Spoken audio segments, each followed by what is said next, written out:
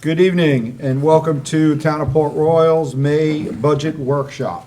This meeting is being held, council is in the room, staff is in the room, but we're doing this virtually for the citizens. Van, the first thing, we got discussion and review of the budget?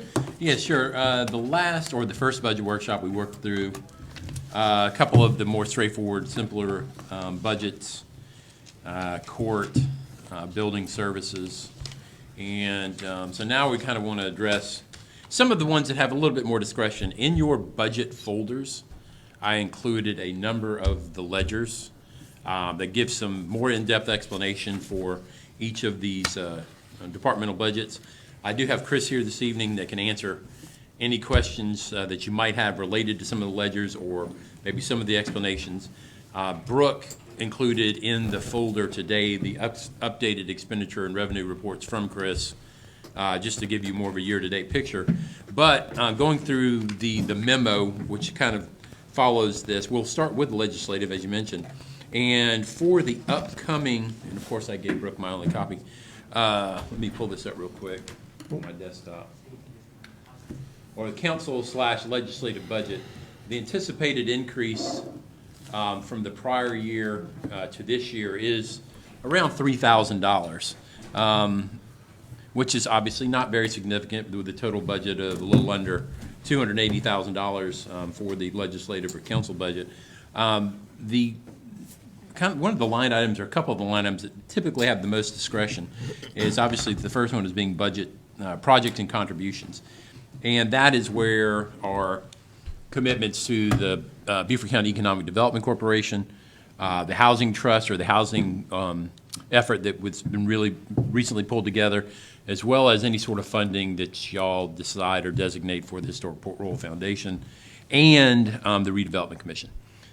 We do have a request for HPRF, I believe is in the amount of $30,000.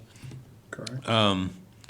BCEDC, I think is $25,000 is the expectation.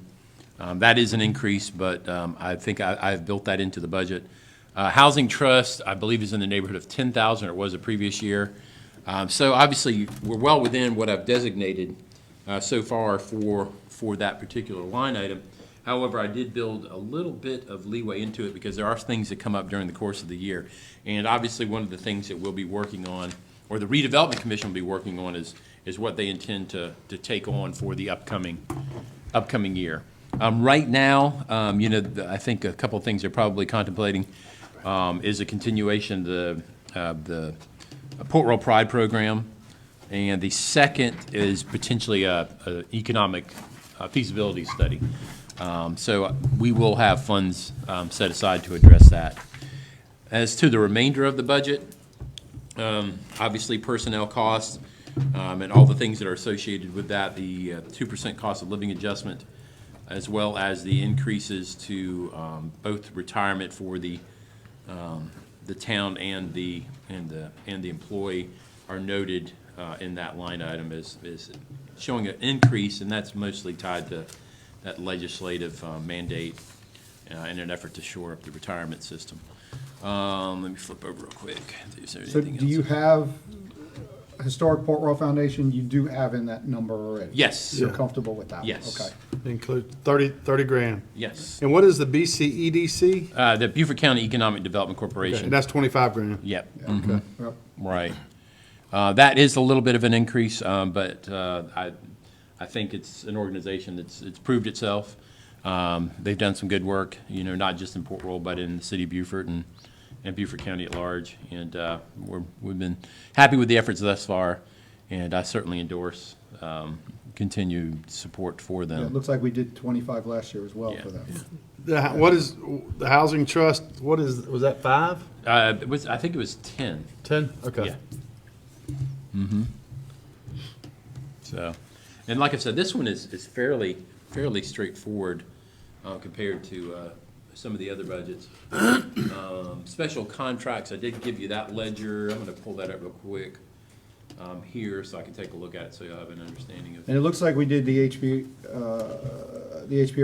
in quarterly payments? Looks like we Yes. did Yeah, I think it was 7,500. 7,500 apiece. Okay, so we're doing that in quarterlies? Right. Special contract. And I believe under, and Chris, correct me if I'm wrong, we typically fund the audit out of the special contracts line item for the council/legislative For budget. our audits out there, okay. Yeah, and then I did note, your travel and training budget is kind of where it was the previous year and the year before. Obviously, not a whole lot of expenditures in that budget in the current fiscal year, but I am anticipating that some of that will pick back up as things tend to open up. I know MASC on Hilton Head is going to be meeting, not as extensively or, with as much packed into the agenda, but it will still be available for y'all to attend. So, as I mentioned, a little increase over the previous year of about a little over, roughly $3,500 from the current fiscal year. Okay.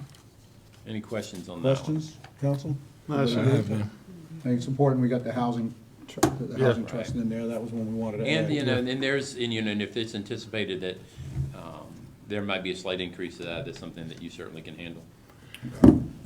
Kevin, do you have something you want to add? I just wanted to bring something up and to discuss with council, and I know we're out of order, but if that's all right.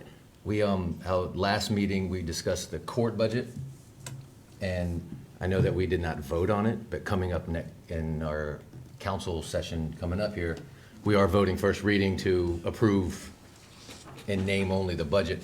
So I just wanted to get everybody's opinion on how to handle that budget, since I do part-time work for the Beaufort County Public Defender's Office, and that is in that budget. So I didn't know if y'all wanted to go back and vote on that budget individually, or discuss it individually. I recuse myself from that, and then come back for the whole budget, or, like I said, just to vote on, just to handle that section of it. I know this, like I said, last week there was no vote, but we are voting tonight to approve the whole thing, and I just want to make sure it's Later on. transparent and there's no conflicts, and so however y'all think it's best. I mean, But where I'm thinking, and Van, you and I are gonna have to think about this a little bit, where I'm thinking is we have to pass the budget as a resolution. So the only way that we can do it separate is we'd have to prepare two resolutions, one separating out the court budget, and then the one being the rest. I want to be cautious there, because it has to be passed by a resolution. And the court budget would be in that resolution for the final amount. Vote one. I don't know how to pull it out, that's what I'm not sure how to pull it out, Kevin, that's why I'm thinking about it out Gotcha. loud here. yeah. I get what you're Well, trying to it's- do. And my understanding is it's Well, appropriate to vote on the Cruises himself. But then he would have to accuse himself from the full budget. from the full resolution, resolution. and that's what we're budget. trying to find a way around. You Okay. want to be a part of the budget. Right. Minus that, so, I would suggest, Kevin, and just to give us a month to solve that answer. Okay.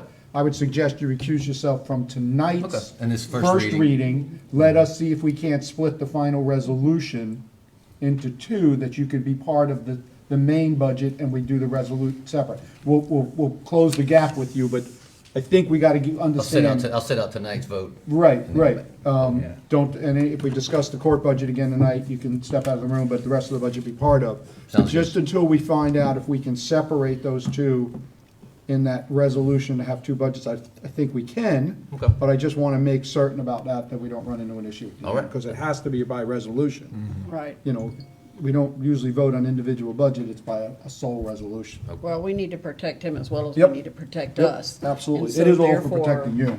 You know, we want to make sure nobody can come back later. That's why I Yep. wanted to bring it up. Yep. So I think that's a Yeah. good plan. I'll recuse tonight, and like I said, Yeah. it's just the first reading, so then we'll Right, got a but month you to can be figure part it of out. all conversation unless we bring court back up again, then step out for that. Accuse yourself from the first reading, and then we'll have an answer for the second reading if we split it into two. Just make sure that's not gonna become a problem also, that we're splitting it at the end Right. under a single reading. I think that there is a municipality that has done that in the past. Right. We may have to have a Has special meeting or whatever, sectored it out. we'll work that out, but, yeah, I think we can go that way. Well, thanks for bringing that up. It's Yep. good to get it out on the open. I just wanted to get to it before we Yep. got to it. Got to any deeper into here. Yeah. It's a good time to talk about it during the workshop. All right, so special contracts in legislative and everything, we're good? Council's all good, we'll move on Yeah. to the next section. All right, what you got next, Van? Next is the executive, which is pretty much the administrative budget for the town. Let me scroll down a little bit real quickly.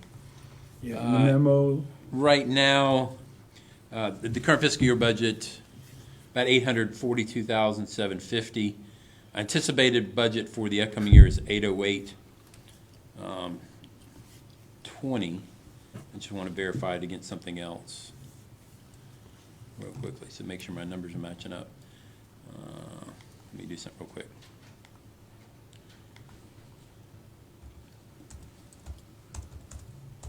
All right, cool. I didn't want to do that. Now I know why. Let's go back. So yeah, so that obviously is a decrease from the current year, but under special contracts, the biggest difference there is in the current fiscal year, we budgeted the, let me get back to the mic. Sean's giving me a dirty look, I'm just kidding. The update of the comprehensive plan, so that's a significant difference and why you're seeing that decrease in the special contracts line item. But as I mentioned in the attached memo, most of what you see in that particular line item has to do with professional fees associated with operation of the town, architectural services, engineering services, legal services. I bumped it, or I kept it in a reasonable number in anticipation of some of the things we may discuss later. Obviously, with the port redevelopment, we'll be addressing PUD development agreement and potentially the TIF, so that could incur a fair amount of additional legal costs, as well as some ongoing lawsuits that we have that we'll be addressing. Shrimp dock is still listed there, but remember we separated that and pulled it out into a separate enterprise fund. So any revenues or expenditures are designated there, so that's how that's being handled. This department also has, as mentioned in the legislative, costs associated with personnel, 2% cost of living, the SCRS, which is the retirement system expenditures, along with all of the associated personnel line items that are impacted by increased personnel costs. One of the things I did include for the upcoming year is just addressing some maintenance painting at this building. We're working on some approved signage, but we will want to do some painting. That may be something we can get done in the current fiscal year. It's really just about scheduling at this point. Getting somebody qualified, licensed appropriately to handle that work is probably more of a challenge than anything else. We don't have any anticipated capital expenditures in this line item anticipated for the upcoming fiscal year. And all the other costs have been projected by either Chris or myself based upon the input we've gotten from vendors for insurance or just patterns of spending that we've seen from the previous year. And similar to the legislative budget, travel and training, pretty much the same as it was for previous years. Obviously not a whole lot in the current fiscal year, but I suspect that we will have more travel and training as the year progresses. Van, Yeah. am I mistaken? Did we not discuss the possibility of acquiring another truck last week? That would be in the streets and sanitation. Streets and sanitation. Okay, so that doesn't go under capital No, expense. Yeah, I think- they have their own. Okay, gotcha. Just Capital. wondering. And if we can, make, we've got some revenue projection, still trying to determine, we'll discuss a little bit later, mill value, and maybe there's some unknown that we can address at the very end once we kind of figure any of that out. Some of that additional or potential capital for the year in streets and sanitation. But once again, I'm looking if there's anything that catches my eye. And like I said, I do have Chris here if you do have any questions about any of the specific line items. And I did include a number of ledgers for this particular department in that budget folder, which we can examine if we need to.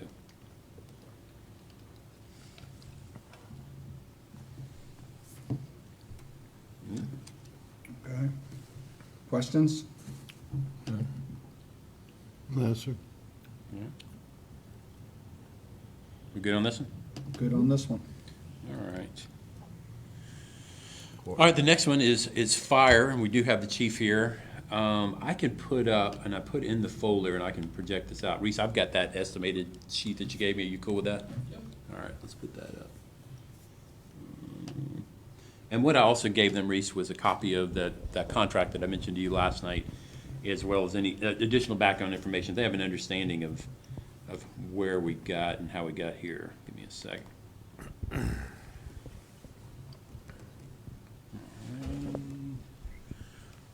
What did I, oh, here it is. HDMI 3. So, Van, in the workbook, did you update the workbook with these new numbers? 'Cause these No, and that's what I want to talk about it.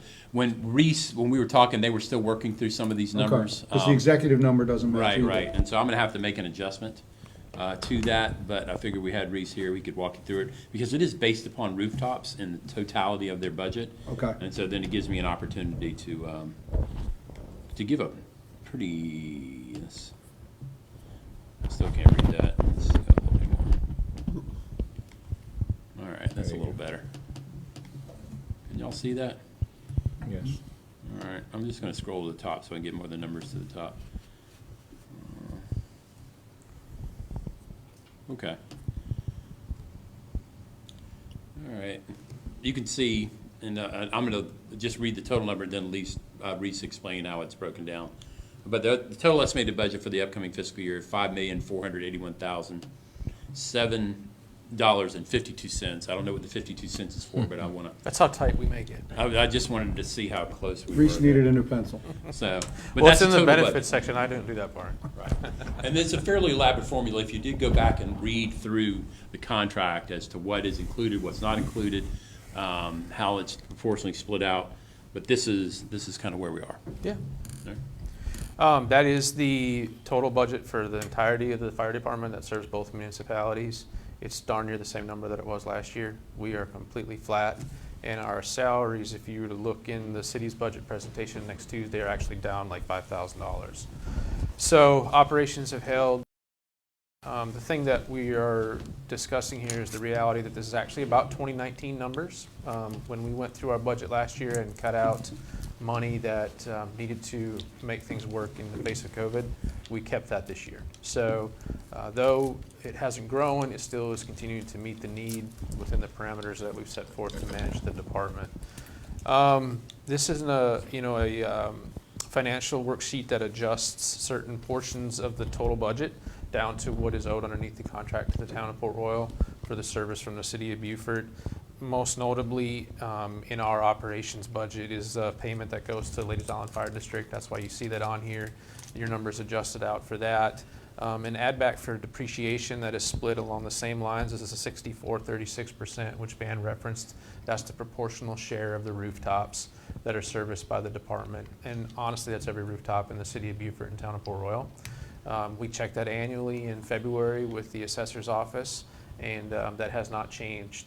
For those that have been around for a while, you'll recall probably all the way back to 2016 or so, we started a incremental change of the proportional share of rooftops. Some used to be serviced under a different agreement, and that took us from somewhere in the neighborhood with the city of Beaufort of 76-24 to where we are today, roughly 7 years later, fiscal years anyways, to 64-36.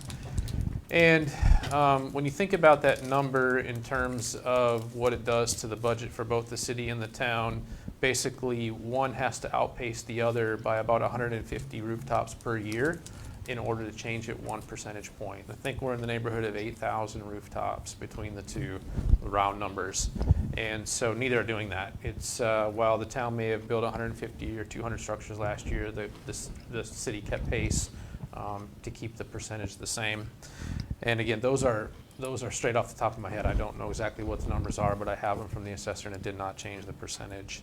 So as we work through that, in your So just to clarify, so when you're saying it didn't change the rooftop, it just doesn't change the percentage. We're both The ratio. going up. We both increased our percentage of rooftops.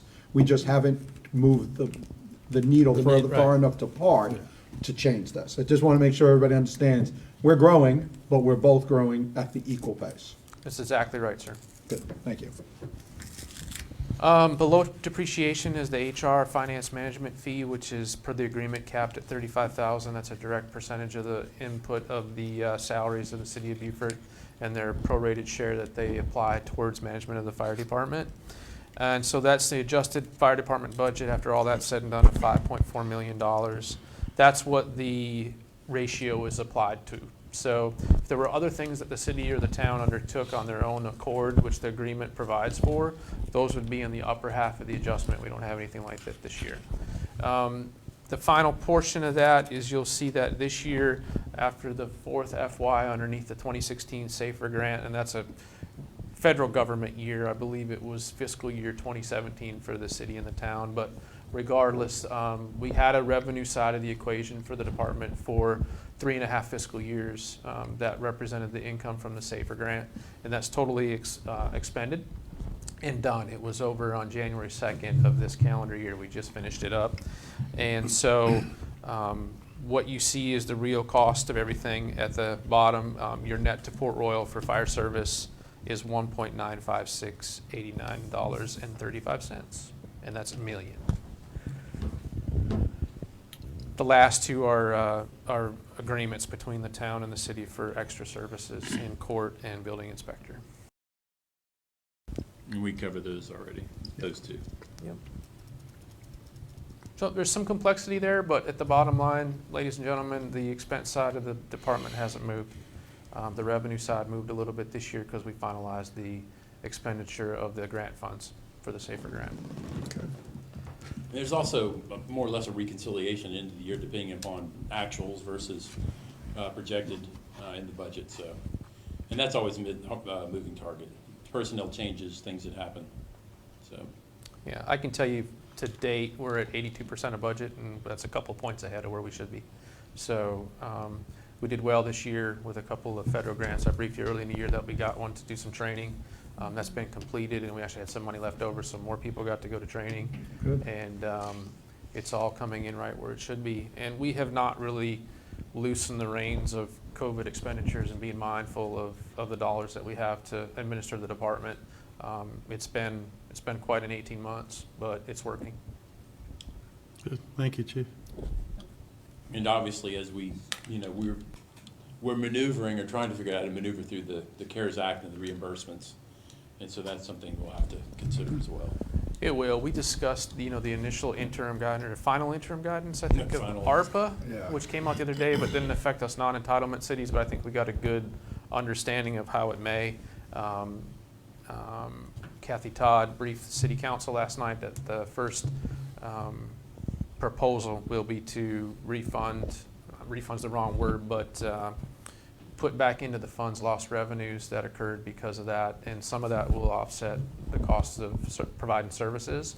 And throughout the pandemic in the fire department and other emergency services, we've been tracking all the expenditures that are directly related to it, and that still leaves an unknown delta out there for reimbursement for basically the additional costs of, we had it in personnel, we had it in overtime, and we had it in equipment to service the community during COVID. Can you talk a little bit about the lease payment? We've been stating now 3 years in a row. Is there an escalator on that that's going to be coming down the road? Do you know how many years before it moves again? Yes, sir. It moves every 5 years. 5 so we years. have 2 more years to go. Okay, thank you. And I believe, off the top of my head, I can pull it up here, but it's roughly 5% every 5 years. Thank you.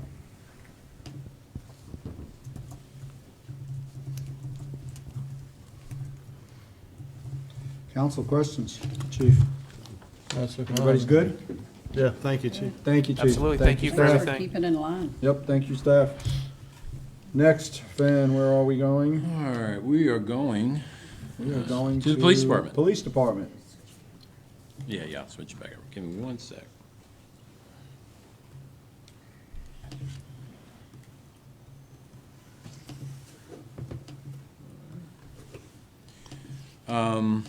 Obviously, this is our largest budget, and that's obviously tied to the number of employees that we have in the department. And then included in your budget folder is some kind of a salary spreadsheet that gives you an explanation of that. Anticipated about $195,000 increase from Give me a second, I want to be able to pull up this one real quick.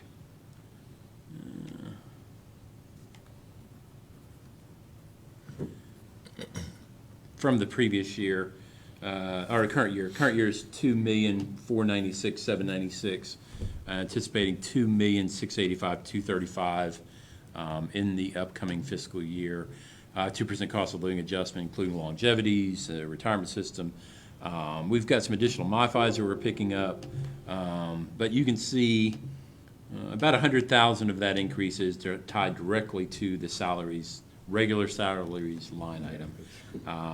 We do have the same budgeted for overtime. You can see the increase is about 8,000 for FICA. You can see about a $33,000 increase in retirement commitments. Health insurance, that's a piece of the action that Chris mentions as well. Trying to think what else that sticks out in my mind. But one of the other things that we're really talking about, there are a couple of things. One is the replacement of some older vehicles. I have in there now what we're anticipating in lease, and that's for 4 additional vehicles. However, I think there's a 5th, and we're going to make an adjustment to accommodate that. That will add another, I think, $5,000 or $6,000 to that lease payment line item. But that takes out of the rotation, I think it's 5 or 6 chargers. Is that correct? If you want to address those and what you've been dealing with, that's where a line share of the lease payment is going to. And then a lot of that rotates. Some things will come offline. We finance these things over a 3-year period, so those vehicles will drop off, and trying to get into a better rotation on vehicle replacement. Unfortunately, one of the other components of that, and I'll let Andre give you all a little bit of an explanation, is what we have to do to these vehicles, and that is equip them. And we have radio costs associated with that. And I think right now a radio is $8,000. Yes, sir. It's running about 8,000, just under about 7,600 and some change. And that's just the car radio alone. And we're now having to absorb that because the county is no longer carrying that for us. And all the radios that we have now are now obsolete. Once they go down, they will not be repaired. The company that took over are not repairing them. They're bringing in their own, which we have to get radios that's compatible with the county system, which those radios run roughly $8,000 per vehicle. Now, we're sitting with the older models now, and as they go out, we're gonna have to replace them. Getting a radio in takes a pretty good while. Right now, we're waiting on the radio. We've been waiting now for about 4 months, and that's for a grant vehicle. Now, if we had to replace 3 radios in one of our vehicles, we could be waiting for as long as 6 months to a year to get it in. That's based on the fact that the chips are not available. So what we're proposing is that we start purchasing these radios now and start phasing them into the system. So as these older radios start going down, which they will go down, we've already had 2 to stop working and can't be repaired. So once they go down, we start bringing these new ones in, roughly around maybe 3 to 4 a year. By the time we get hit hard with it, it won't be so detrimental. The price won't be so high. Now, that's just the car radio. You're looking at 8,000. Our handheld radios, which we already have now, if they start to go down, we're looking at roughly around $5,000 a radio, anywhere between $4,000 to $5,000 a radio. And this because they have certain equipment that has to be, certain programs that have to be put into them to work with the county system. County is no longer carrying that. So if the batteries go down, we have to replace the battery, which a battery is anywhere from $100 to $150 per battery. So that's one of the things that we're looking at as far as the cost and the vehicles. Now, once we phase out of the Dodge Chargers, which we have a total of 8 Dodge Chargers, a 2016, a 2010, and 6 2014. All the Dodge Chargers right now are running roughly over 100,000 miles, and they're 7 years old, the most of them.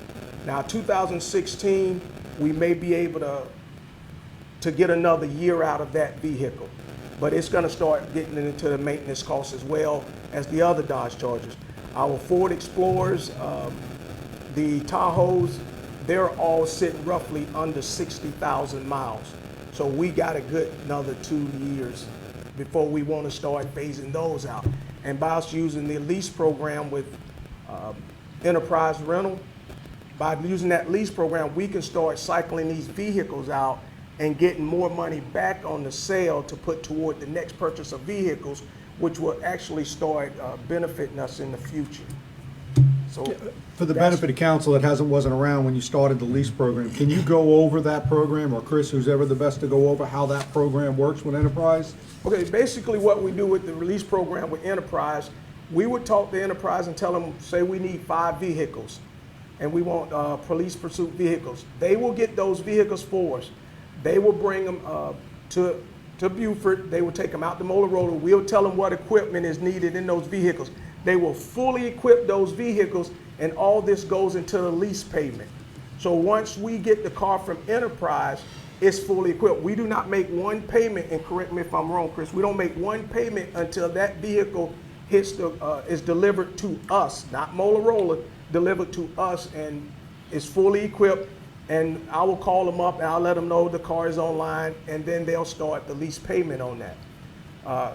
After about so many, I'm gonna say roughly around 80,000 miles, they hit around that mark, Enterprise will notify us, because the cars are linked to a system with Enterprise to where every time they go in for maintenance, it's tracked, it goes to Enterprise. The mileage is tracked, it goes to Enterprise. Now, once Enterprise say this car has reached the mileage where we wanna help you out and take the vehicle back and sell it and get you a newer vehicle, they'll do that. They'll notify us when it gets close to that time. Yes, sir. Will the maintenance be performed by Enterprise as well? The maintenance is actually being done by First Vehicle. Yes. Which is the county shop out there. They're handling those.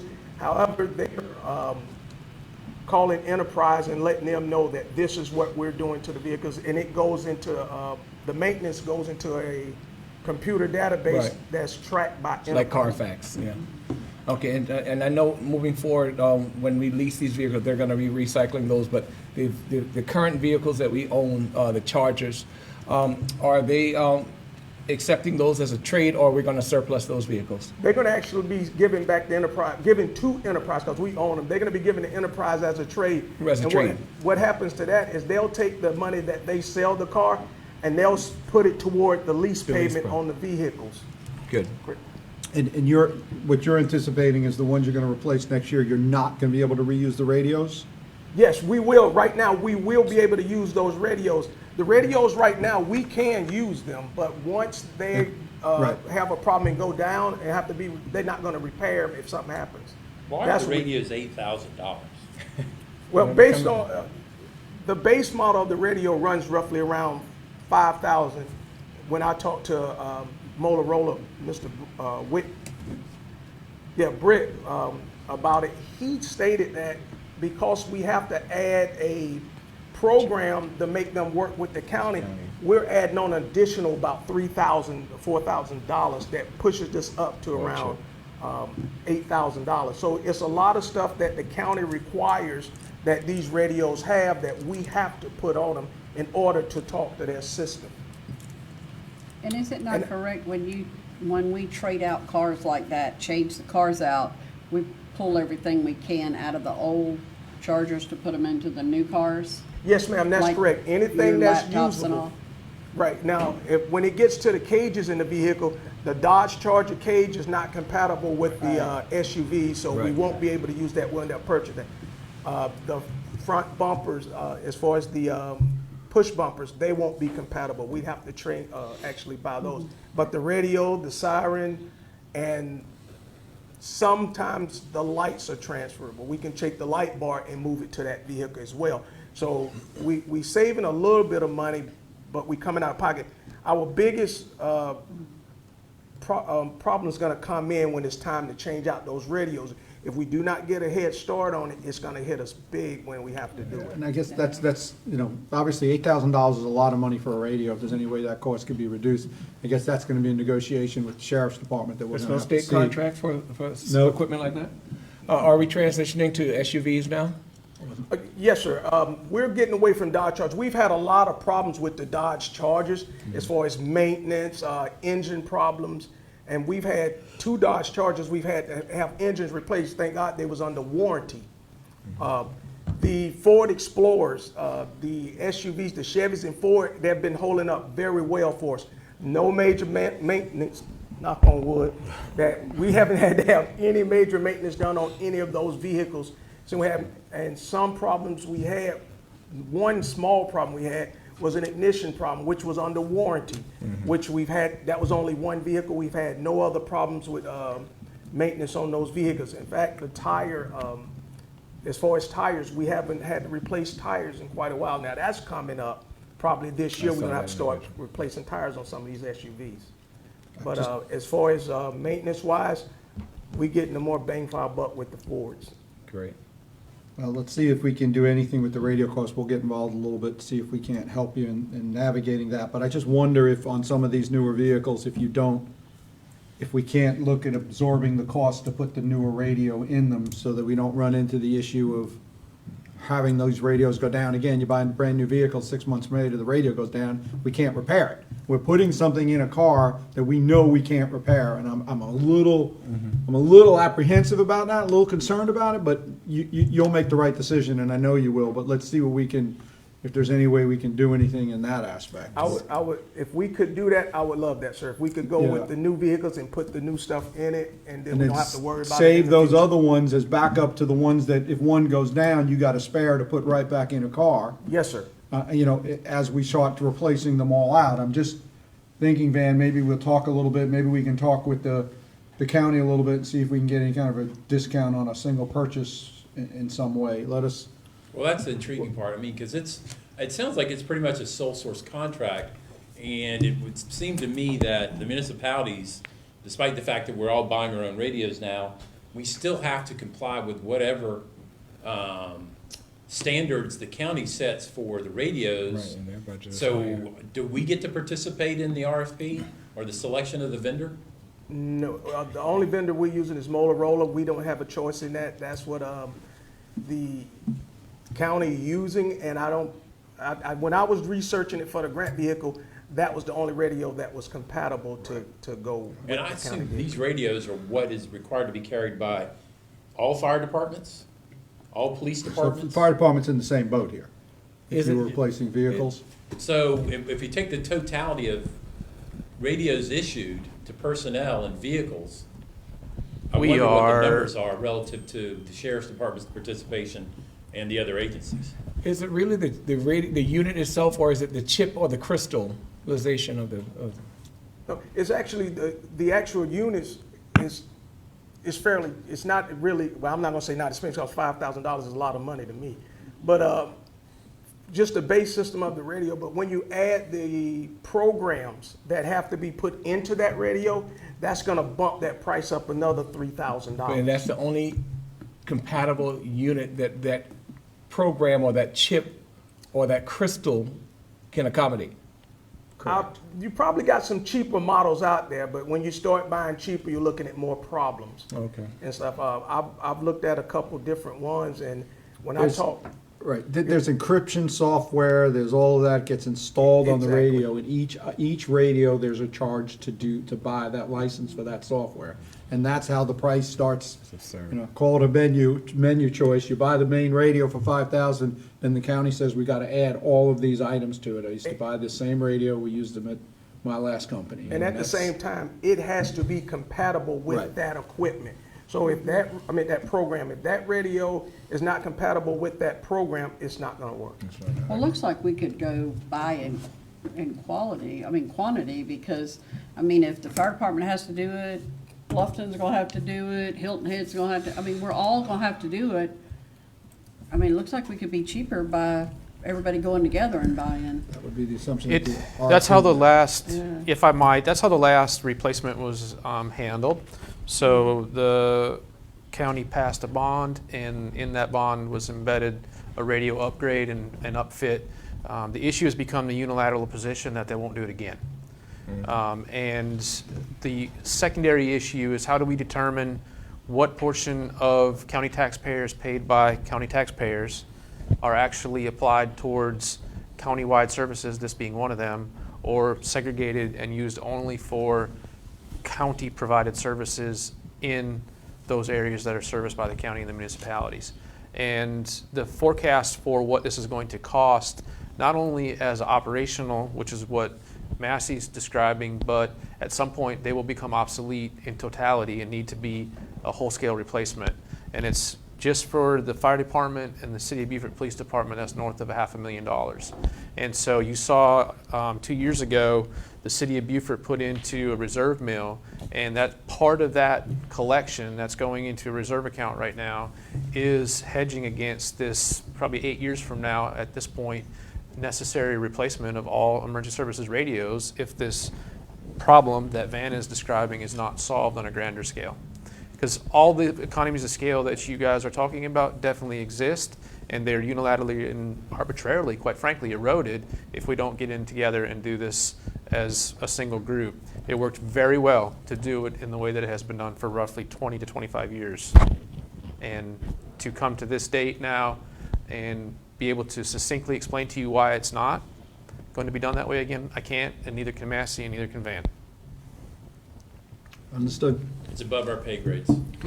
Well, we're in a conversation, but yeah. Yeah. Okay.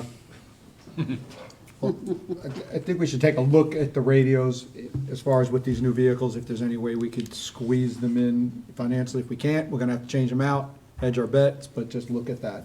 You know, bottom line budget's gonna be the budget, but I'd love to know that the new vehicles at least have the right radio in them. Because like I said, my biggest fear is you get a new vehicle, 3, 4, 5 months down the road, radio's gone, and to buy a radio right now with the chipset shortage, who knows? Like you said, you're already waiting for one. Then you got the vehicle down. I know we got to back up with the handheld, but that's difficult in that aspect. Okay. Well, thank you for that explanation, and we'll dig a little deeper on our own. I know that staff is doing that. Maybe we can do that as well. Anything else? Police, fire, council, police. Fire's got some. Go ahead, Chief. Just was remiss, I did not bring this up. It's in each of Van's personnel line items for 2% COLA. The fire department operates underneath the City of Beaufort's merit program, but that merit pool has been doubled this year over what it was last year because it was cut in the face of COVID. That was one increase that we did put back into the budget, but as you saw, the budget didn't move. We moved some other things around to make that work for the firefighters to make sure that they're eligible for the appropriate raises. Okay. Thank you. Thank you. All right. We got about 16 minutes. I guess we can talk about revenue a little bit. Yep. I'll give you that. Can you bring the revenue sheet up? Yeah, let me pull that up. Well, the good news, you know, we've talked about obviously some increases across departments because of some mandated issues and just the cost of doing business. But one of the things that we are seeing based upon revenue projection that Chris and I put together is a pretty significant increase in revenue. You know, this past year we anticipated $7,169,593, and I think that's tracking pretty well, Chris. If you look at your monthly expenditures and revenue for the current fiscal year, we did perform better than anticipated in property taxes as well as business licenses, trending against where we were at this point last year, despite the kind of the delay related to some issues at the county. But based upon our projections for the upcoming fiscal year, and this is without an operating transfer in, if you'll note, last year we anticipated needing $300,000 to transfer in to balance the budget from the fund balance. And it could be, depending upon how the remainder of the year performs, that we may not need that, but that's yet to be seen. However, the estimated revenue for the upcoming fiscal year, $7,525,550, does not anticipate an operating transfer in. And I also have left kind of blank right now this CARES Act reimbursement because we're still trying to figure all of that out. Based upon that number, yeah, we're still showing a shortfall, and we'll make a modification to the fire department budget to reflect that change, and I think and obviously we're obligated to come back with a balanced budget, but I think from a revenue perspective, I'm anticipating doing pretty well in the upcoming fiscal year. We'll probably have a number of buildings come online due to COs. You know, there's typically a 12 to 18-month delay prior to them actually producing tax revenue. So I'm fairly comfortable where we are from a revenue position, and like I said, we'll make modifications accordingly to balance the budget. But I think it's a pretty positive position to be in. We do not know the mill value yet, and I think what we're hearing mid-June, mid to late June. And so I've suggested that maybe we delay second reading until we can really determine what the mill value should be for the upcoming fiscal year, so we do a better projection. Because I know in years past, we've also said, listen, I want you to create a budget that's based upon the existing millage. We don't want to increase. And typically, I've budgeted around with an anticipated mill value, been able to adjust it accordingly. We're not in that position right now. That projection you see is based upon the existing kind of mill value, as well as the anticipated growth in our taxing districts. I would feel more comfortable at least having some idea of what that mill value would be prior to making a final commitment on the revenue. However, I'm fairly comfortable where we are overall, and like I said, we'll, based upon the discussions we had this evening, adjust the budget accordingly. But, you know, overall, that's about a $356,000 increase in revenue anticipated without any increase of fees at this point. There's no tag fee that we talked about, but we do have some capital anticipated in the upcoming fiscal year. And we have some discretion left in the current fiscal year under streets and sanitation capital, and Linda and I have been talking about some projects we'd like to get done prior to the end of June. However, a lot of that is contingent upon availability of contractors and getting the work done. So that's what I've got to say about revenue. You know, we do see a significant amount of business license revenue come in at the very end of the fiscal year with the municipal association collection programs, as well as the franchise fee for Dominion. We did see a decrease in that from last year because of the settlement with the Public Service Commission and the transition from SE&G to Dominion. But we'll probably see some growth back into that line item. Any questions? Questions? No, I was pleasantly surprised when I saw that, Yeah. considering what we thought last year was gonna do and gonna be. That was good. That was, like I said, pleasant surprise to see that. Well, you know, it's interesting, despite increased lumber costs and everything else that's going on, permitting and new construction is performing. I'm sure y'all are seeing the same thing. So that keeps Not for us too much moving longer. forward. So, They're running out of material. The more and more I hear, there's less and less to do building with. Now they can't get, Gas. no, now it's the resin for makes OSB plywood is gone. They can't make plywood, they can't make trusses. But just considering where we were last year's budget planning for, and just when we did, planning for COVID and what we thought was gonna happen, it's And at this Good point, job. good to see. and at this that- point, this budget, what you're showing right now, has no money into shrimp processing. correct. Okay, so this is without shrimp processing in this budget, what Yeah. we're doing right now. I just want to make sure. As much as a bounty We all as know that that was because we for us. haven't made a final decision on that. And that's something we have to, there's going to be a scramble if we choose to go a different direction Right. in that way. Okay. But as you mentioned, But we still have- separated it, yeah.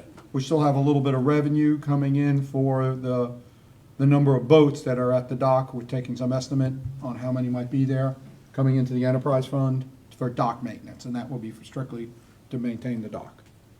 Am I saying that right, Chris? Thank you. Thank you.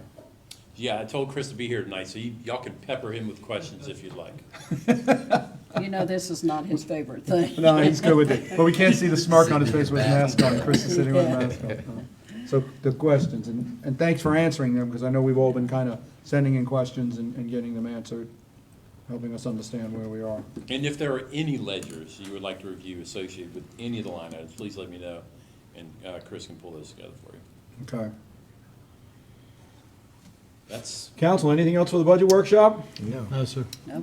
Everybody's good? Hearing that, I will call the budget workshop to an end. And we've got about 9 minutes until the regular council meeting, so you got a quick break. Let us know.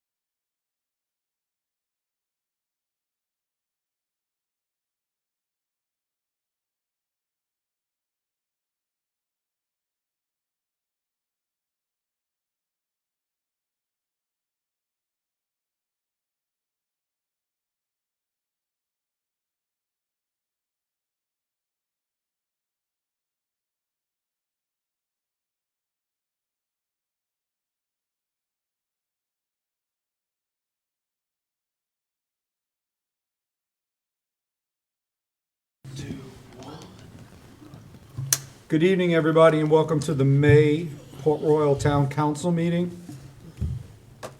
First item of business, first of all, this meeting, again, so that I can describe what we're doing here, we're slowly rolling into our normal way of doing meetings. This meeting this month is council and staff are present in the room. Next month, we're still doing it virtually over Facebook. Next month, we're gonna have council, staff, and anybody who might be presenting to council. The following month, we are going to open it up to the public, but we still will be doing a live stream even through all of those points at this point. So I want everybody to understand what's happening and how we're going forward with this. So first item of business is going to be the Pledge of Allegiance. Kevin, can you lead us in the pledge? We actually can stand and face the flag this time. Possible. All right. I pledge allegiance to the flag of the United States of America and to the republic for which it stands, one nation, under God, indivisible, with liberty and justice for all. Darrell, can you lead us in the invocation? Father, we thank you for this opportunity as we assemble before your presence. We thank you for the business that will be conducted on tonight and that it will be done pleasing in your sight. In Jesus' name we pray, amen. Amen. Thank you. The first item of business is the oath of office for the town judge. And we have our judge present. I will come on down. Sean, help me with microphones. If I-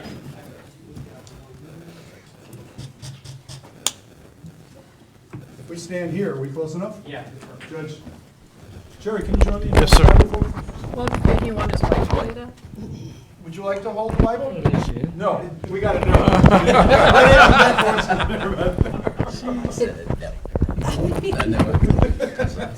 We normally do that.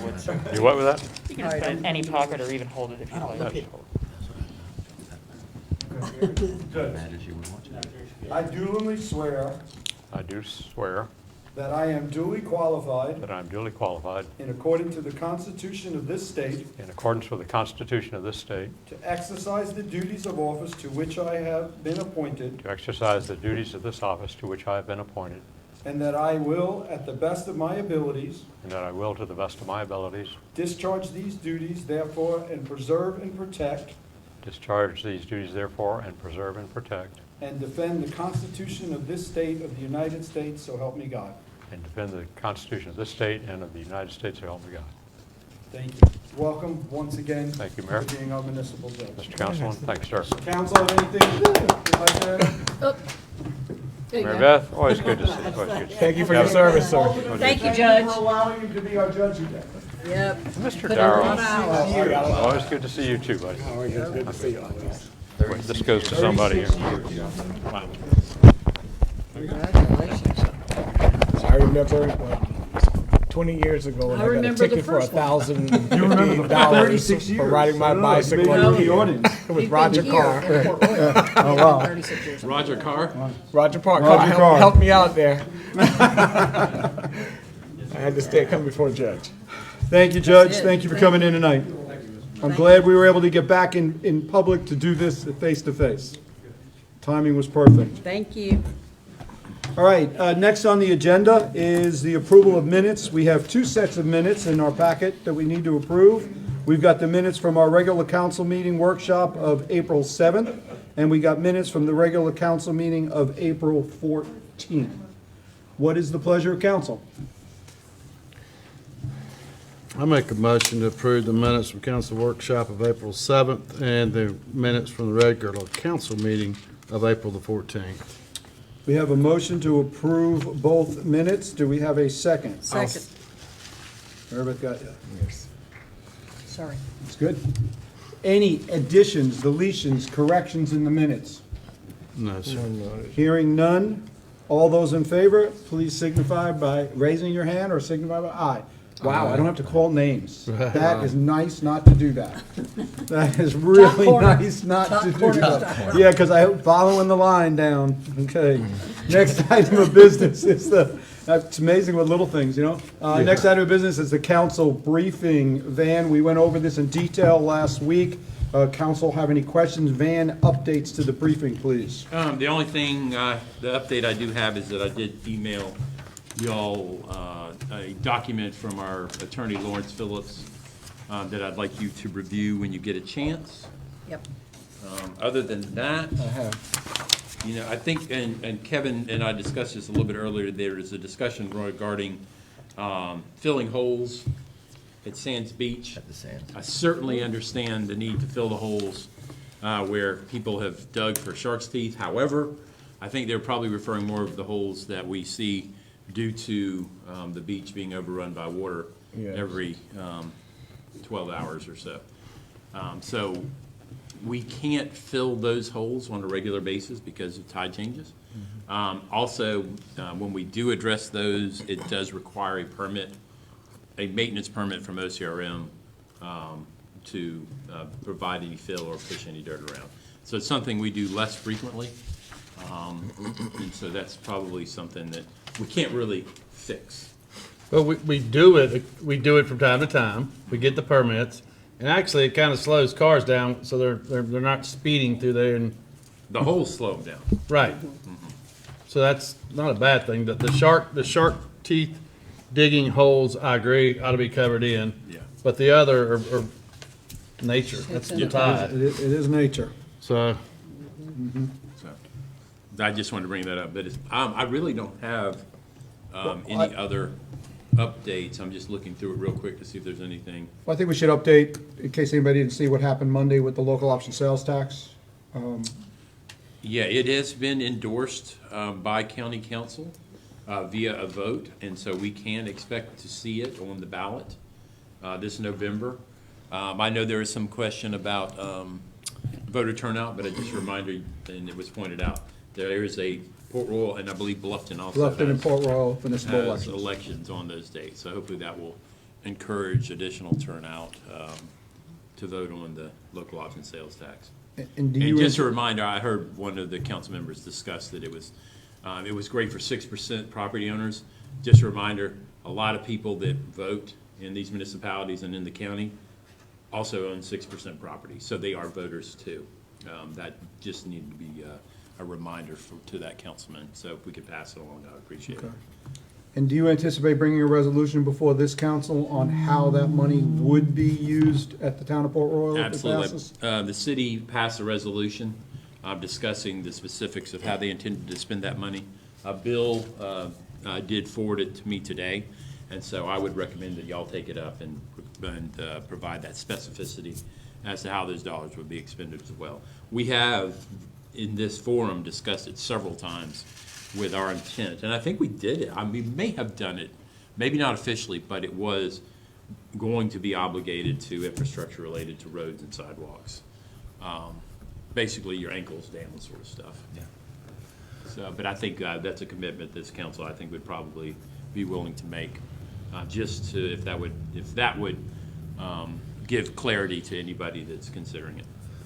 And I think since last week, there's been some updates on the dumpster issue, and are you aware of anything? I heard something this morning. The county did reach out to me and offered their assistance. And I think Kangaroo has stepped up his efforts and will probably be reaching out to the county from some coordination. Interestingly, I did have some comments or emails from other companies and organizations that have dumpsters that said, yes, they are experiencing the same thing. As a matter of fact, one organization that has their dumpster in an enclosure behind a locked gate is having the problem because people were just tossing the bags over the wall into the dumpsters or near the dumpsters. And it's probably an organization that probably can't afford to increase of their pickups. So this is definitely a problem. But I believe Kangaroo has been tearing bags apart, looking at receipts and names and giving them invitations to appear in front of the judge who was just here. Just newly sworn in. Right. Good. Also, I do think with loss, getting some, how exactly the town will spend it would be great, because education will be so important in this being, and it's about 6 months out from November, so. Yep. Yeah. And, like I said, 71% is property tax relief. And that's not just property, that's real. I mean, if you own a mobile home on a rented lot and you pay taxes on that mobile home, you get relief on that. Right. It's all taxes paid on real property as well, so I think it's a good point. Council, questions about anything in the briefing that you would need an update on? Everybody's good? We will move on to emergency reading. We have one ordinance. We've been keeping this going. It's emergency ordinance 2021-22, an emergency ordinance to reauthorize emergency ordinance 2020-36 related to electronic meetings and other matters thereunto. What is the pleasure of council? Move that we approve ordinance 2021-22. Second. We have a motion and a second. Any discussion? All those in favor signify by saying aye. Aye. Thank you, everybody. We have a list of second readings. A lot of these are sidewalks, they are all sidewalks. We're gonna run through these. We've seen these. If anybody has any questions and needs any briefings or see them again, we can do that, but we'll run Can we through talk them. about just lumping these I was gonna together? say, and Yeah, extracting them? Make a motion that we approve ordinance 2021-13 through 2021-17 by consent. Well, we've talked to staff, and they're looking into how to If we do can that do as that. a consent. That'll probably come in the future, but because they're listed individual right now, Okay. I just, All right. we'll just run through them real quick to make it happen. All right, so ordinance 2021-13, I can't say that tonight. 2021-13, an ordinance to authorize the town manager to convey excess real property to facilitate the construction of a sidewalk within the town described as Beaufort County, Tax District 110, Map 10, Parcel 376. It's about 50 feet of sidewalk on 15th Street. What's the pleasure of council? So moved. Second. Any discussion? All in favor signify by saying aye. Aye. Ordinance 2021-14, an ordinance authorizing the town manager to convey excess real property to facilitate the construction of a sidewalk within the town described as Beaufort County Tax District 110, Map 10, Parcels 112B, again, 50 feet on 15th Street. Pleasure of council. So moved. Second. Any discussion? On the screen? All in favor, signify by saying aye. Aye.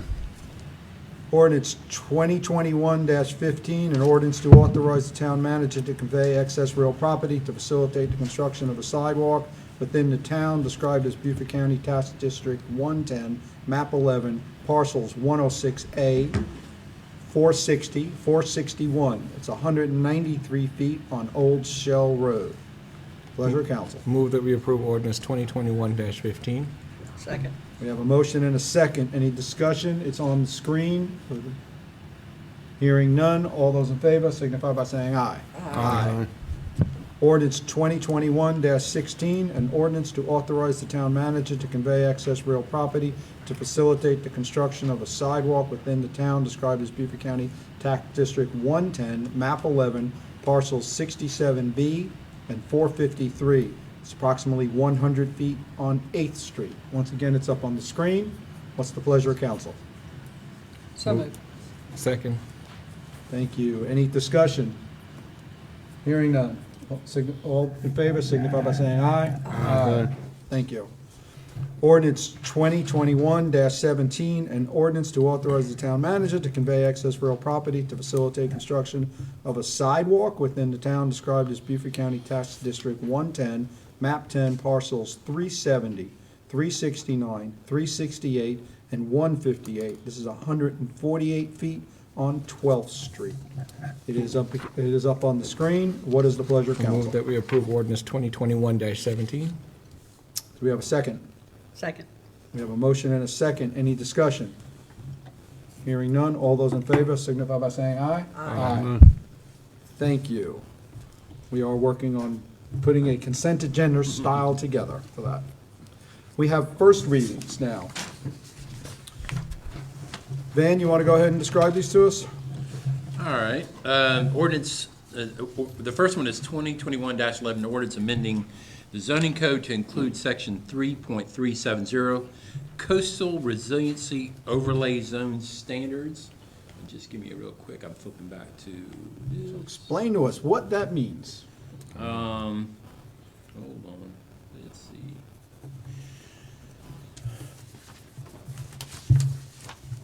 think I pulled up the wrong document. Yes, that number is different than what I had. Well, in essence, this particular ordinance would require a disclosure during a real estate transaction, explaining the potential flooding or sea rise hazards if a property is in one of these particular zones that could be inundated with water based upon some projected sea rise. As you all know, we've gotten the most recent FEMA maps, and so some of that, in my opinion, has been alleviated, at least in the short term. However, this disclosure would be, like I said, required at closing. We do have some comment, I believe, from the Coastal Conservation League. They provided us comment, and I want to make sure that y'all get that. I know that we've juggled the agenda somewhat. We used to take public comment related to agenda items prior to. So if we want to cover that, I think I can probably go ahead and do that while we're here. But this has to do, basically, it's a real estate disclosure.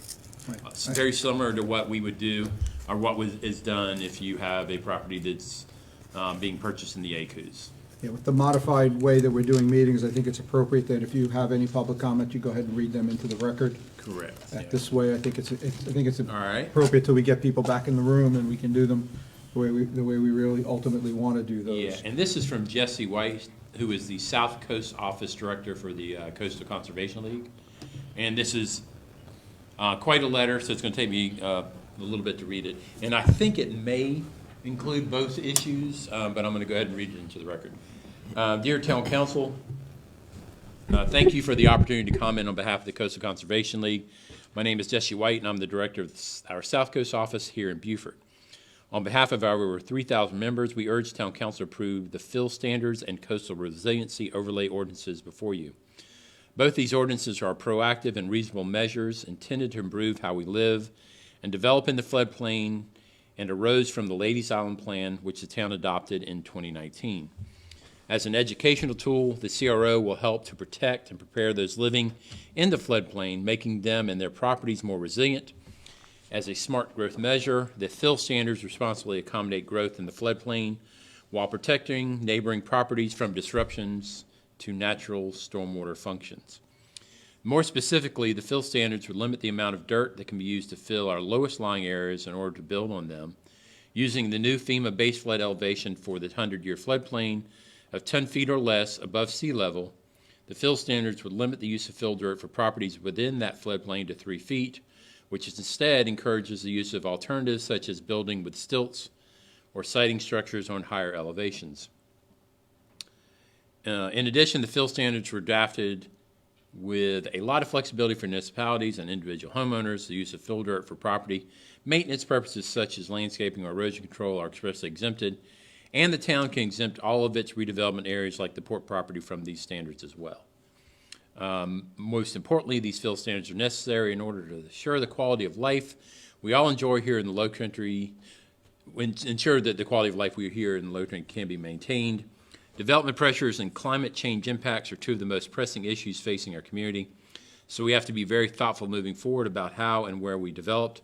We know that fill and build practices have detrimental impacts because they alter the land's natural capacity to handle stormwater and exacerbate flooding.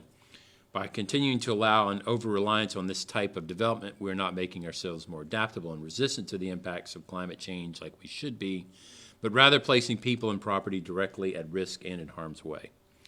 Similarly, the resilience overlay would require property disclosures for those living on our lowest lying lands. Like the fill standards, the overlay would apply to properties located within the new FEMA 100-year floodplain of 10 feet or less above sea level, and require an educational disclosure during real estate transactions to inform property owners, old and new, not just that the property is in the floodplain, but that because the property is in the floodplain, it can be expected to experience increased risk of flooding caused by storm events and rising sea levels over the next 30 years. This would fill an important gap that is not addressed by current practices and policies. Existing disclosures are based on insurance policy or lender requirements and do not relay in straightforward language the reality of future and current flooding risks that the property faces as a result of increasing climate change impacts, including sea level rise, more frequent king tides, more sunny day flooding, more intense hurricane seasons, and more intense storm events. Over the past year and a half, staff from Beaufort County and municipalities, including the town, have worked to incorporate input from a diverse and wide array of stakeholders in drafting these ordinances, from science researchers and educators to realtors and the development community to the conservation community. These efforts resulted in the reasonable and responsible growth management tools for your consideration. Port Royal's low-country landscape and extensive waterways are some of the features that make this area such a desirable place to live, work, and visit. But those same features also make this area one of the most vulnerable to the impacts of climate change. Both of the ordinances before you are tools that will allow us to better and more responsibly manage the reality of the resilience issues we face, particularly how we live and grow in the floodplain, helping to ensure people and property are kept out of harm's way, while also protecting and retaining the healthy functioning of our natural systems. We urge the town of Port Royal to embrace a proactive approach to promoting public safety, health, and general welfare by addressing these issues now. Passing the fill standards and resilience overlay are important steps toward doing so. Thank you for your consideration of these significant issues, as well as your time and dedication to the long-term health and vibrancy of our community and environment. Respectfully, Jesse White, South Coast Office Director, Coastal Conservation League. Thanks for reading that into the record. Sure. And I think we all received an email from a Port Royal citizen yesterday supporting this as well. Doesn't say, she did not send it to Brooke, so I can't really read it into the record, but I think we all received it in that way, and I'll leave it at that. Then I have one other question before we move this on to the next.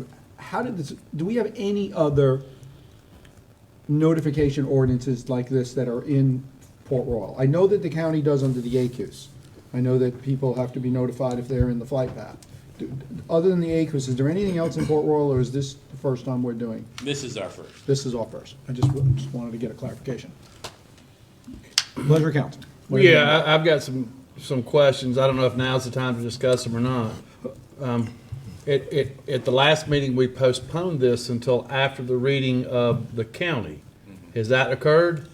I believe they have maybe started the process. Now, you got to understand, they have a little bit of different protocols where it goes through committees and prior to getting elevated to to the council for final ordinances. I asked each of the municipalities and the county kind of where they stood.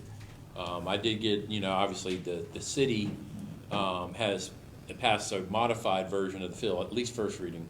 It's done. They did not, they are not currently looking at coastal resiliency, or at least they haven't passed it. Hilton Head is not at this point. Bluffton, let me check real quick. I don't remember this.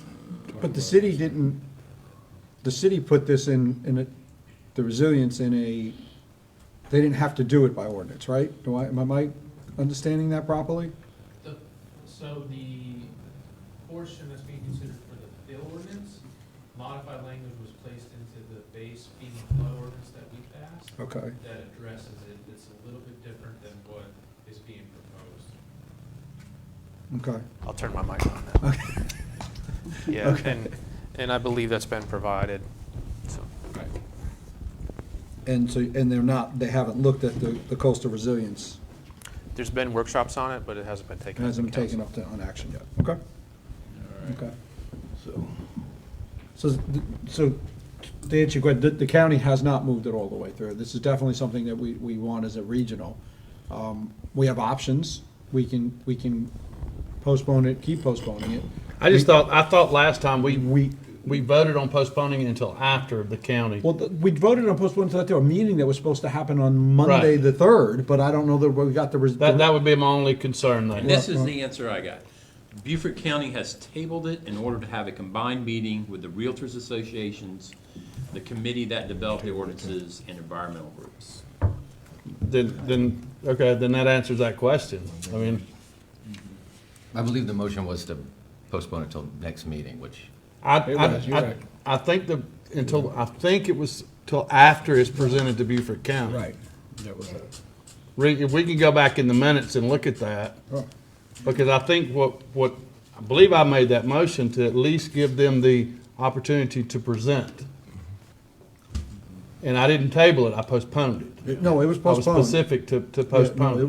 was definitely a postpone. But we can go back in the minutes and see I was, It was postponed till May for when they were having this meeting first, so we could hear Right. what their, what came from that meeting. Right. Right. right.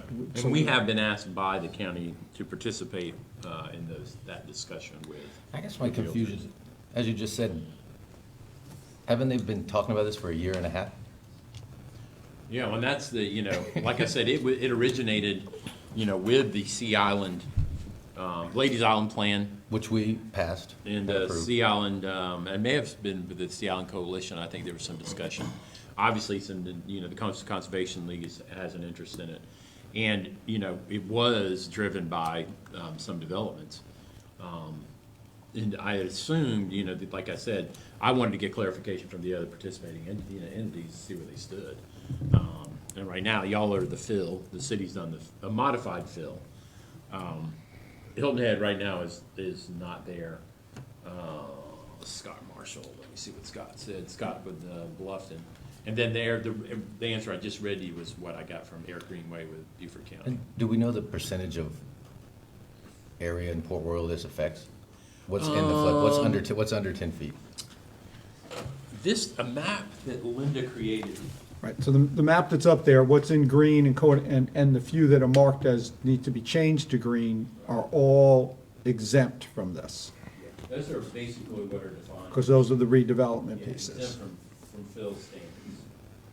So, yeah, so just give me that frame of reference. So that's exempt, that's not even gonna be affected by. Not affected. They can do whatever they wanna do. Right, they're not, because Right. it's because those are redevelopment. Redevelopment is not affected. This is new development only. And there are a few that are already changed to green, as you said, she's corrected those to be green. So, the proper downtown area is green, is all green, and then you can see the other locations that are as well. Well, and I'll state, again, my position the same as last month when it came up, just as we heard, that, it stems from the Lady Islands plan that the town approved and voted into, over a year and a half of stakeholders coming up with this. We've heard from constituents wanting us to pass it. I don't see why we can't pass it on first reading and move it along. I do think it is a smart and responsible ordinance that protects our neighborhoods, towns, and residents and environment. And, if Port Royal needs to be a leader in that, then I think that could be a good thing. That's what, again, we're talking about the one we're talking about right now is just the notification. So it's the Right. coastal resilience Right. overlay. This is Right. just notifying people that they're in a zone. Right, that's. No surprises later on when the jet flies over. That's why that one was put into place. That's why the ACUS one was put into place. So that's what we're talking about right now. The fill is a separate one, Right. okay? So I see a problem with us moving forward and notifying the residents of if they're gonna be affected by this. Right. That's the first reading. So then at this time, I make a motion that we pass ordinance 2021-13. Nope. Second. No, it's 11. Oh, It's 11. Isn't it 11? It's It is 11. 11. 2021. 2021. I was looking at the top 11? page. 11, am I? Okay, 2021-11. I'll We have a second motion to pass 2021-11. We have a second. It's only notification. Okay, any further discussion on that ordinance? No. Hearing none, all those in favor signify by saying aye. Aye. Aye. Opposed? Jerry, we have one opposed. Now, the second ordinance is 2021-12, an ordinance amending the code to include the fill standard. Okay. Do you want to do a little briefing on that one separately, or? Yes. That is, I'm trying to figure out how that is, basically, they're limiting the amount of fill you can bring in to 3 feet. And what it does is they're trying to avoid situations where you would come in and add 5 to 6 feet of fill across a significantly large parcel. thereby changing maybe the grade and the potential impact of stormwater as it moves to off and on those parcels. Like I said, the city address, I'm not sure what the modification was in yours to what was proposed, but I can tell you that Bluffton, Hilton Head, and the county have not given first reading to this ordinance.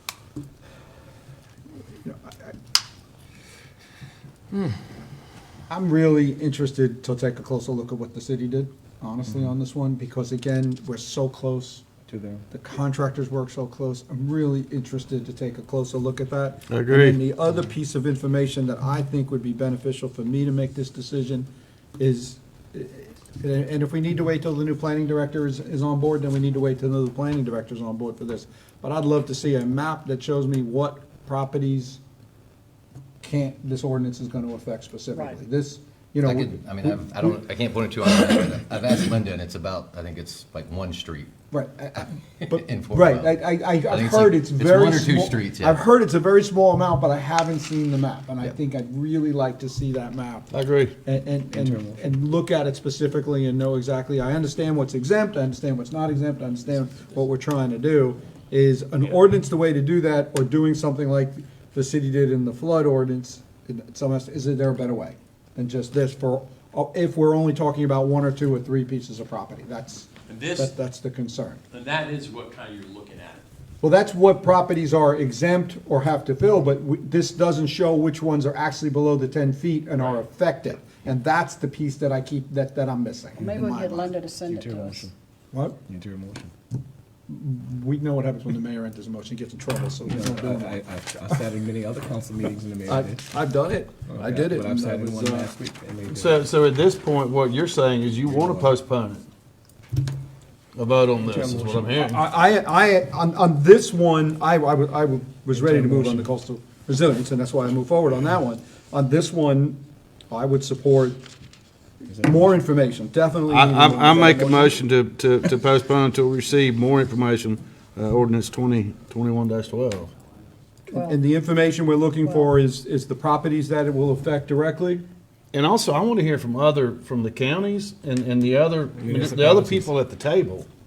Right. I think we have to look at this not just as being, we want to be the leader in Port Royal. I think we have to look at it as the region and the county and everybody working together.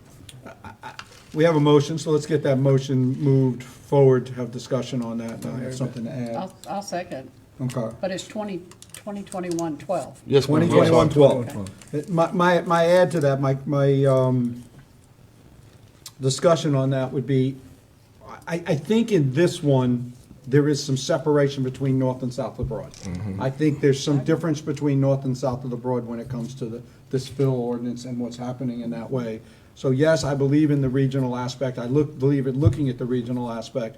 But when I think about what we're looking at here, I'm thinking more north of the Broad regional, not countywide regional. Well, that's fine, but if it's going to be confusing, it's just going to be confusing sitting right up next to Beaufort if we're doing one thing and they're doing another thing. Right, I completely agree, and what we're doing tonight is exactly making that confusion. Because they already did the fill, we're not doing it. We did the overlay, we did the resilience overlay, they didn't do it. So, yes, you're right, Jerry, but that's the reality of where we felt we are. Right. So we have a motion, we have a second, we're in discussion about that motion, which is the motion is to postpone it, to get more information about what property specifically it's going to affect, a little bit more history on how the ordinance came to where it is. And are you waiting for you're waiting for the county to make a decision? I'm waiting for I still stand by what I said last time. I'm waiting on, there was a presentation to be made to the county. I'm not necessarily waiting on their decision. Has that presentation been made? It was supposed to be made at the May meeting, but I don't believe it has. I think they're still trying to organize a meeting of the Okay. real estate community and. Right. I That's wanted what it those said. people to come to the table, those people that Do know you want more us to about be it. at that table? That's fine. They've asked us if we want to. Okay. participate. Sure. Okay, so there you go. If I can, I'll go. Yeah, okay. So I want that meeting to be had and everybody sits at the table before we just, try to move something through. Okay. So this ordinance will just be postponed until, we don't know when that'll be. Well, we're obviously gonna have it back on our workshop to get the information we need forward, whether that's more than one workshop or one, because that meeting happens, is gonna be the question. That's what I'm saying, what if, so if that meeting never happens, or if they It'll can't get happen. everyone- if they I can't think get it'll everyone- happen. I think there's enough interest out there that it'll happen. Okay, That's what I think, right, you know? yeah, I think there's enough people that want to see this happen, and it's gonna happen. yeah. When is it gonna happen? That I can't tell you. Yeah, I know, I like putting, just always not, and not with Yeah. this, but just in general, just No, I got you. open-ended until we don't know when it'll Well- end. On any ordinance or any law or But I just want to make sure we're making the right decision. Right, the one of the things that we're postponing it for is direct under control of town staff. That's a presentation to us on, a little bit of the history of how it got to where it is, what properties it's gonna affect specifically. If after that presentation, the county still hasn't made a move forward, then we can decide what we wanna do. And we can dig into that, but it sounds like that meeting's gonna occur. Right? Sure, sure. I can tell you that you're going to want to have very similar standards across jurisdictions. Because if you don't, the one with the least stringent condition, Right, will be the one. right. Right. We've been through We've this been in through this. zoning before, Yes. Yeah, we have. so just want to make you And aware of that's why I that. want, Yes, part of that presentation is We'll be the what one. did the city do specifically with the fill? And we need to know what they Exactly. did. We've had people come to us before for stuff that, well, we know we can't get it through the county, so we don't come to Port Royal. And that's, Sometimes it's okay. well, but yeah. But these are making Density, it, but in these the are making density it world, more, it's okay. and other things but like this is making it more strenuous, so they wouldn't come to us We to don't- build something they couldn't build somewhere else. I don't know what it's making. It hadn't been presented. How do we know? that. Okay, that's what we need. Okay. I think it's serious. I don't think it's funny. I think it's serious. I think we need to seriously consider the decision we're making and the impact it makes on our area. No, I agree. Okay. We've read the ordinances. Okay. Okay. Any further discussion? Hearing none, what's the pleasure of council on postponing it to bring it back to a workshop, to get us the information that we're looking for, and to update us on where the county is on this process? All in favor, signify by saying aye. Aye. Thank you, everybody. Van, you got your marching orders on what we're looking for? Yeah. And honestly, if you need to wait, like you said, for the planning director to be on board to present this stuff, just let us know that, just keep us informed, add it to your council briefing, to the briefing, so that we know what's happening. Yep. Does that work for everybody? Perfect with I mean, we're right in between, we lost our planning director, we're in this unusual spot right here. Okay, next, we have ordinance 2021-18, an ordinance to amend Chapter 12, License and Business Regulations, Article 5, Short-Term Rental, Section 12-64, accommodation fee requirement of the Code of Ordinance for the Town of Port Royal, South Carolina, to create a unique identifier for each short-term rental. What is the pleasure of council? What is that unique identifier? So it will be, so the question is, Van, what is that unique identifier? It basically, we would designate a number or a license number to each of these units. And when they advertise on HomeAway, VRBO, Airbnb, or whatever other portal, that parcel and anything that they advertise would include that unique identifier. And what that would hopefully allow us to do is better track occupancy and to ensure that appropriate fees are being paid to both the state and the town. So it's a dotted line to that property, and it's just it's like a social security number. This is your number. You Yes. get it. It doesn't change. Correct. That's right. So it's a way, if the town staff goes online and looks for short-term rentals and a bunch pop up in Port Royal, and that unique identifier is not there, that may indicate they don't have a business license. It also will allow the software company that you're looking at to be able to find the ones and be able to help us understand if the taxes are being paid. Have we Yeah. acquired a Very software helpful. company? And we're What? gonna talk helpful. about something a Oh, yeah. little bit later, but I think this may offer some clarity to maybe those portals and maybe the state to understand what is in town and what is not in town. Because if they see it with our unique identifier, It's very clearly in the town of Port Royal, and we want to ensure that they're designating the funds the way they're supposed to be designated. Have you already acquired the software? Yeah, and I gave in y'all's packet is that PowerPoint presentation. It gives you the capabilities of that software. Because, when, we were prompted by a discussion the city was having about URLs. And the list we got back from them claiming the units that were in Port Royal, they said there were 33. And we know there's 70. We can move it forward. So that's a problem. Okay, we can move it forward, but in our next workshop, would you have a presentation Absolutely. on that? For the software? Yeah. Okay, Yeah. good. So the Good public deal. can. All right, so we're looking for a motion for ordinance 2021-18 to add a unique identifier to each short-term rental. So move that we approve first reading ordinance 2021-18. Do we have a second? Second. We have a motion and a second. Any further discussion? Hearing none, all those in favor, please signify by saying aye. Aye. Thank you. I'm glad I'm not the only one that stumbled over 2021. Next, next ordinance, 2021-19, an ordinance to authorize it. Yeah, here we go again. Yeah. More, here we go, first readings on property. All right, ordinance 2021-19, an ordinance to authorize the town manager to convey excess real property to facilitate the construction of a sidewalk within the town described as Beaufort County Tax District 110, map 10, parcel 144. This is 80 feet on 14th Street. It is up on the screen. So move. A second. We have a motion and a second. Any discussion? Hearing none, please signify by saying aye. Aye. Hey, Ben, we've done a lot this year. Any chance we can get a total footage of sidewalks added briefing maybe next month? Well, here's Connecting the puzzle. I can give you the potential. What's approved and what's What's approved, what's constructed, what we Right. hope to come, maybe that's Yeah, the briefing? because it is a cost share. Okay. We move it forward when we do get participation. We do not convey the land until they pay us. Okay, Okay. okay. I'd like to know what's sitting out there Right. and how we might be able to push that along, right? Absolutely. Right.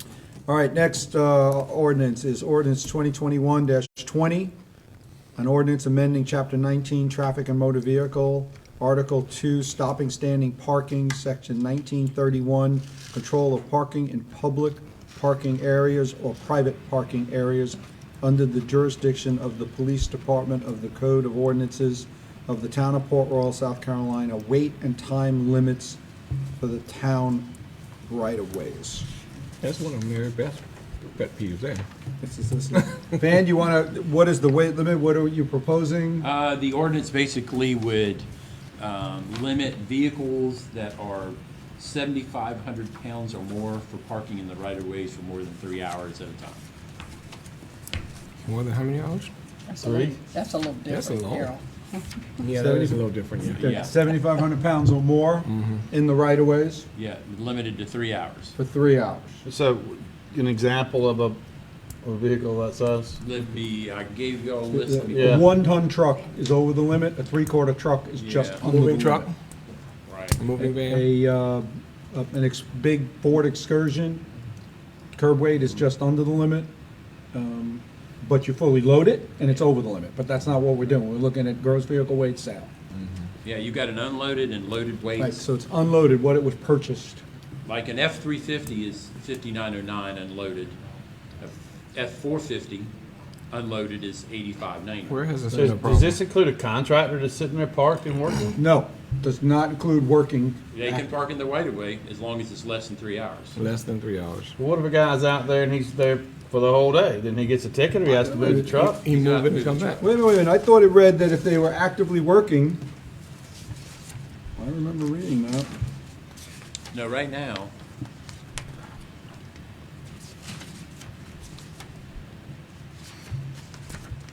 Circle a block and come back. Change it again. No. Back in your- Well, trust me, I did that a lot in New York and Manhattan. We used to have to do that all the time. we can add that for sure. What? We can add that provision. Yeah, no, if they're active, I thought that's the way it originally. It's If they're actively working is one thing. If working, it's- yeah. then that's, doesn't, right, if they're structure. actively working. Yeah, you just add a disclaimer, unless actively working. That's fine. I'd be fine with that. If you've got a moving truck sitting there and they're moving furniture for the entire day, they're actively working. Right. He shouldn't have to stop and move. Right, If you you've elect- got a contractor there actively working, he shouldn't have to stop and move. I completely agree. So everyone will use that as an argument then, okay, I'm actively working. Well, Yeah, I know. Everyone can use that. How do you determine if they're actively working? you can tell, I mean. it's- Yeah, with a town people business park there every license, yeah, you're night. fine. A properly Park licensed, there at actively night, they're not working. actively working. Right. Welcome to that. Yeah, if he's parking at night, he's not That's actively right. working. Right. Right. Where did this one come from? This We is can first amend it to reading. include that. Can you bring the actual ordinance up? Yeah, give me a second. Where is that folder?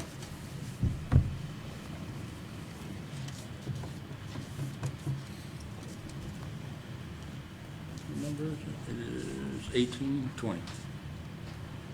It's in the folder, isn't it, bro?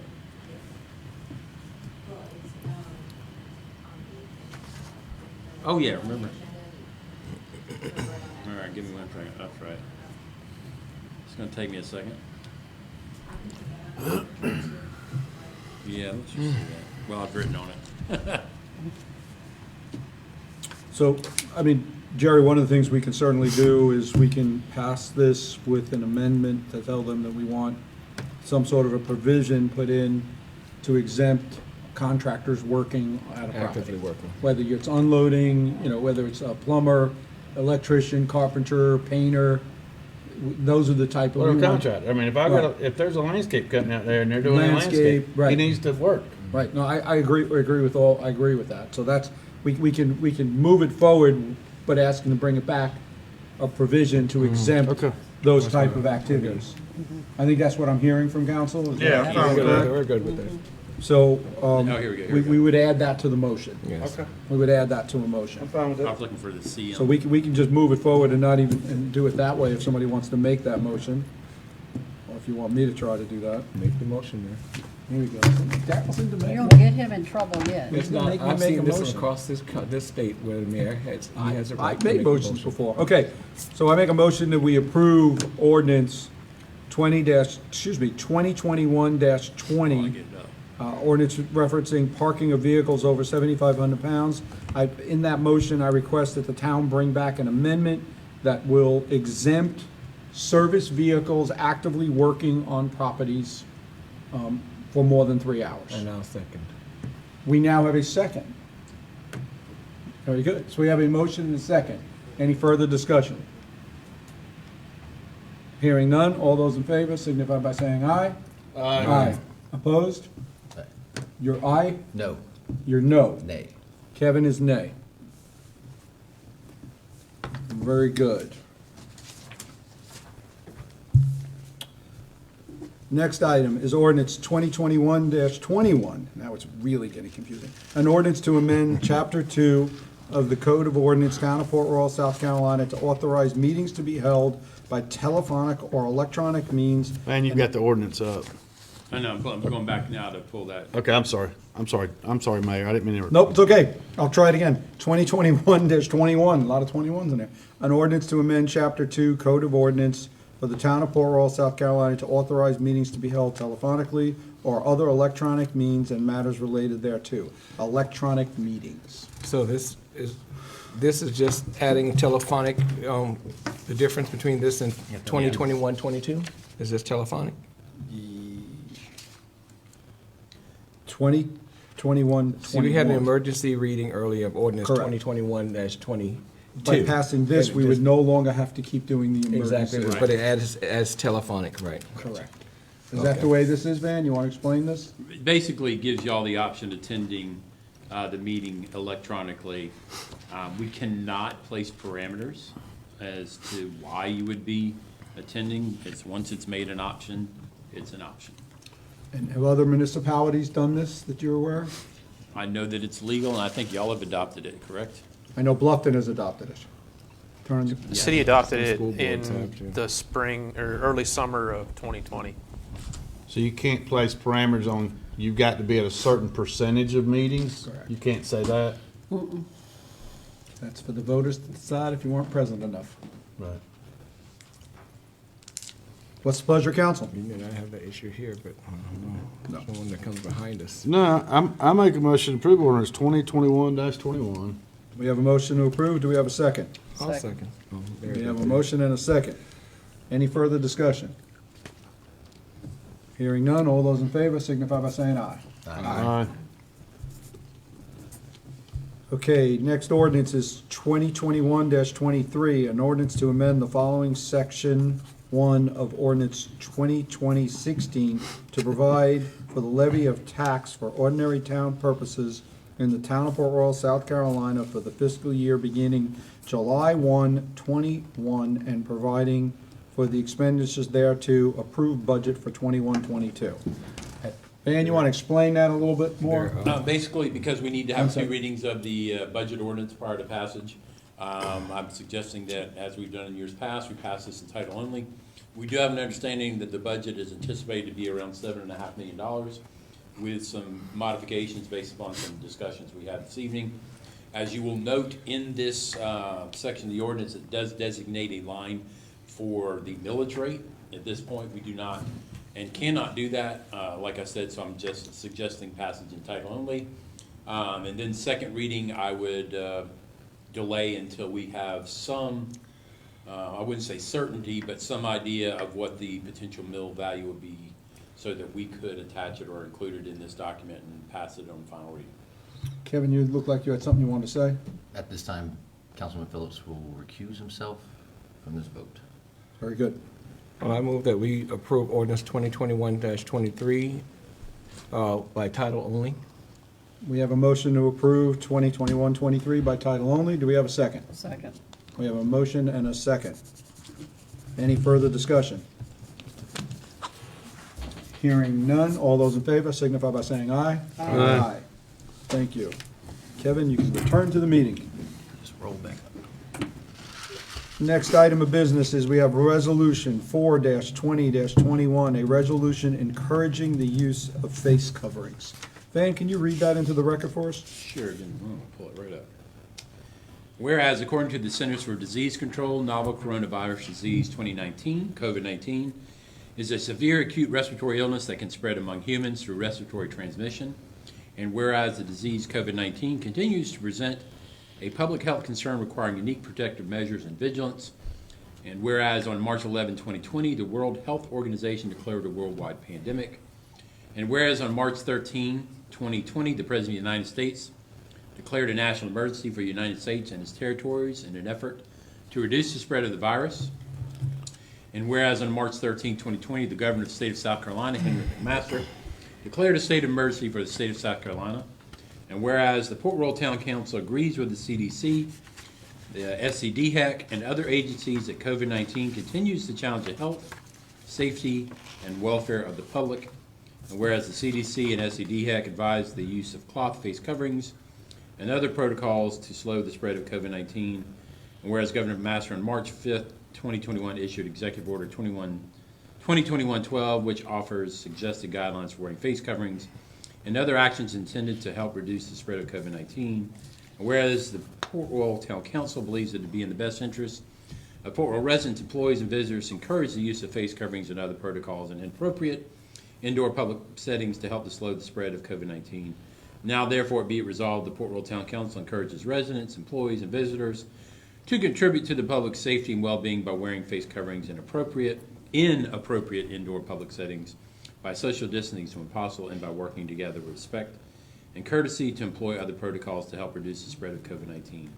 Adopted this 12th day of May 2021. It's only encouraging, Only not encouraging. mandating. I make a recommendation that the resolution 4-2021 be approved. We have a motion to approve the resolution. Do we have a second? I second. We have a motion and a second. Further discussion? Hearing none, all those in favor signify by saying aye. Aye. Thank you, that was unanimous. Next item of business is Resolution 5-20-21, a resolution stating the town's position regarding Ribault Road crossing of the Spanish Moss Trail. Once again, Van, I'm going to ask you to read that in. Yeah. A resolution stating the town's position regarding the Ribault Road crossing of the Spanish Moss Trail.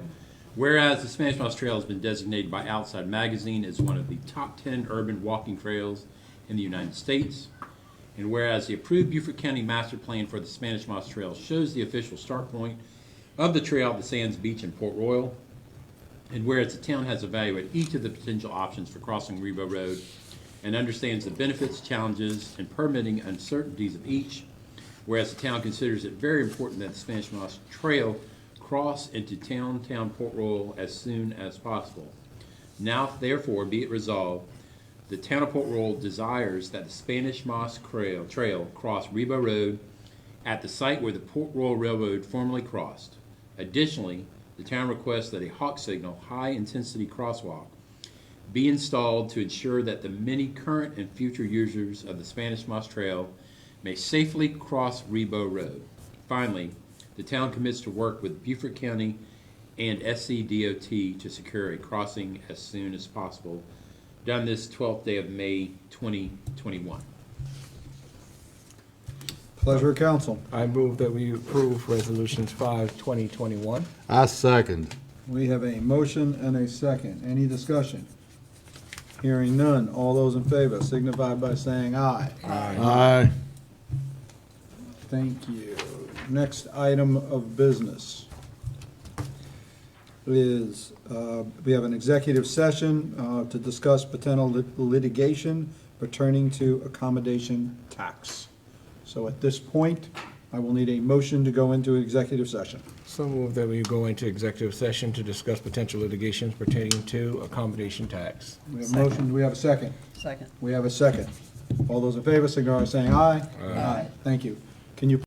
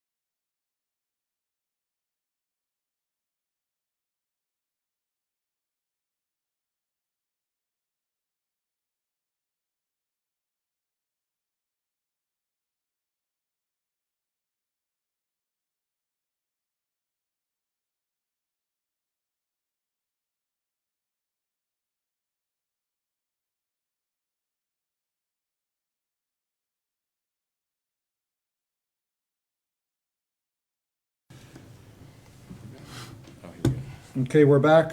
Do we have a motion? I move that we return to a regular session with no action taken in executive. We have a motion to return to regular session Second. with no, we have a second? Yes, sir. Second. All in favor signify by saying aye. Aye. Thank you. Council actions, appointment, Design Review Board. We have one appointment. We interviewed that appointment last week. And that's Ms. Kit Bruce. That's right. And who would, remind me again, who's coming off? Eric Erickson, he served all the amount of time that he could do. So he term Okay. limited. Yeah, yeah. You can Eric calm down. Erickson. Well, I support Kit. I make a motion to appoint Kit Bruce to the DRB. Second. Temple Royal. Whoa, we have, I don't know who won that. I don't one. know. A Photo finish on that one. Very- We have a She's not motion and used a to the female. second. Any further discussion to appoint Kit Bruce? None. All those in favor signify by saying aye. Aye. Thank you. Welcome aboard, Kit. Welcome. Thank you, Kit. Council action, shrimp processing at 11th Street Dock. Van, what are you looking for? Well, we've had extensive discussions on how to manage the dock, how to move forward with the dock. We are now in the process of pursuing both federal and state funding to address the long-term fate of the dock via improvement and reconstruction of the backwards F, if you will, which has been permitted by OCRM, which has been included in some federal potential pots of money. That included also the construction of the mixed-use building that would include processing. But where we stand right now is, obviously, we have lost substantial funds due to processing. We're currently occupying space that we need to rent. And to be quite honest with you, we've lost a fair amount of money throughout our participation in the processing or operation of the dock since 2006. We stepped into the breach when the State Ports Authority evicted the previous operator. We took on a number of 6-month licensing agreements because we always thought it would be a short-term thing until we could make some final determination as to who would operate the dock. What happened during that same time frame is that we changed some provisions in the development agreement requiring the exchange of property that the town owned as part of a title search.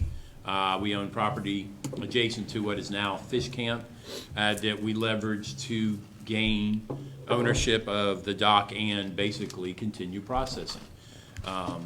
However, those sorts of things, that conveyance was required of the development agreement. That's something we're still working on.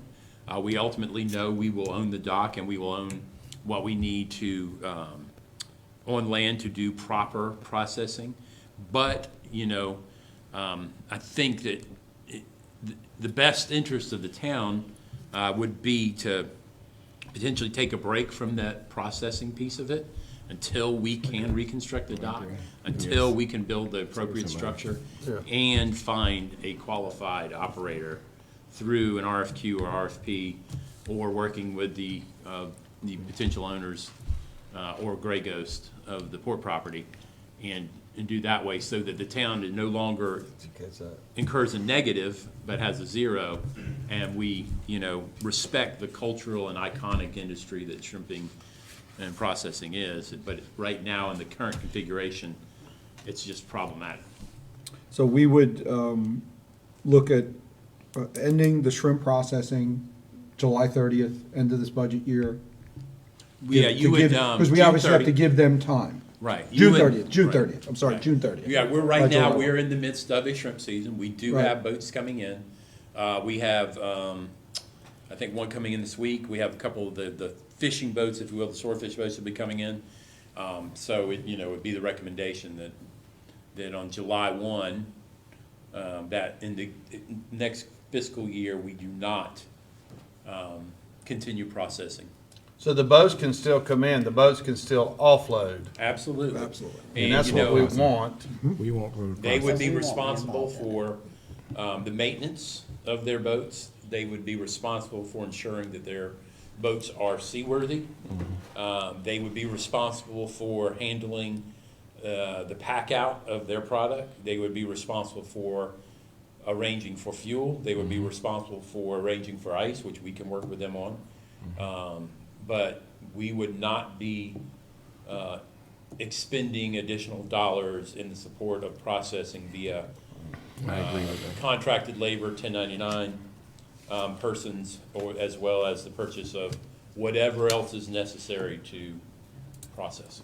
So they need ice. How do we Coordinate that. coordinate that? We give them the keys, say, here's ice machine, load it yourself? kinda Well, thing? that's the other thing.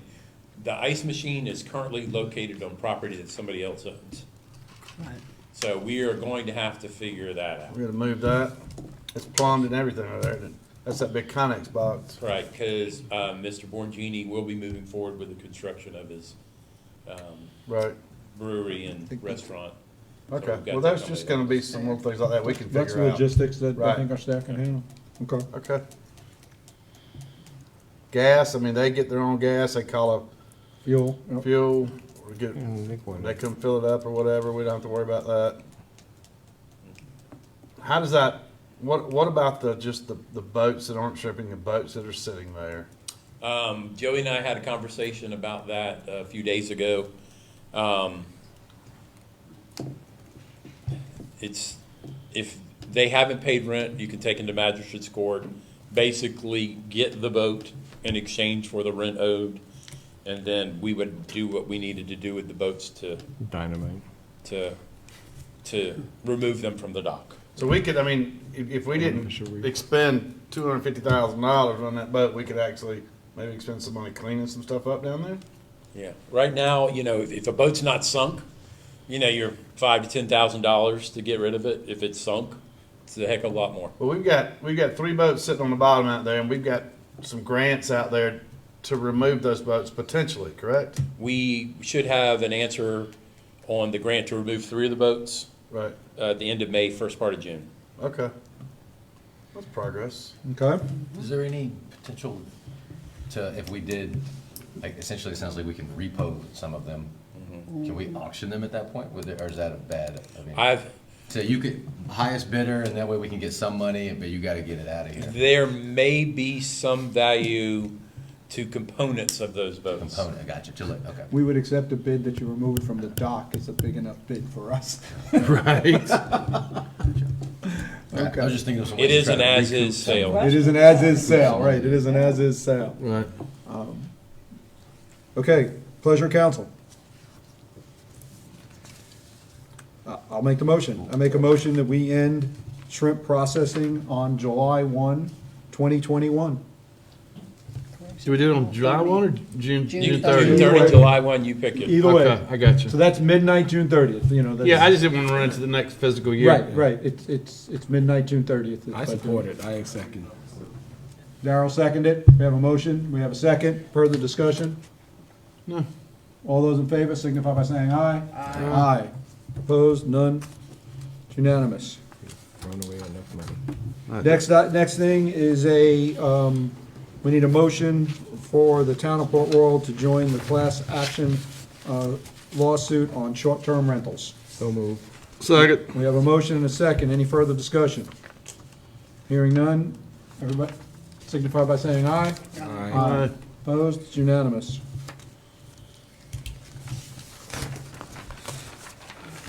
Important dates. Tuesday, May 18th, redevelopment commission.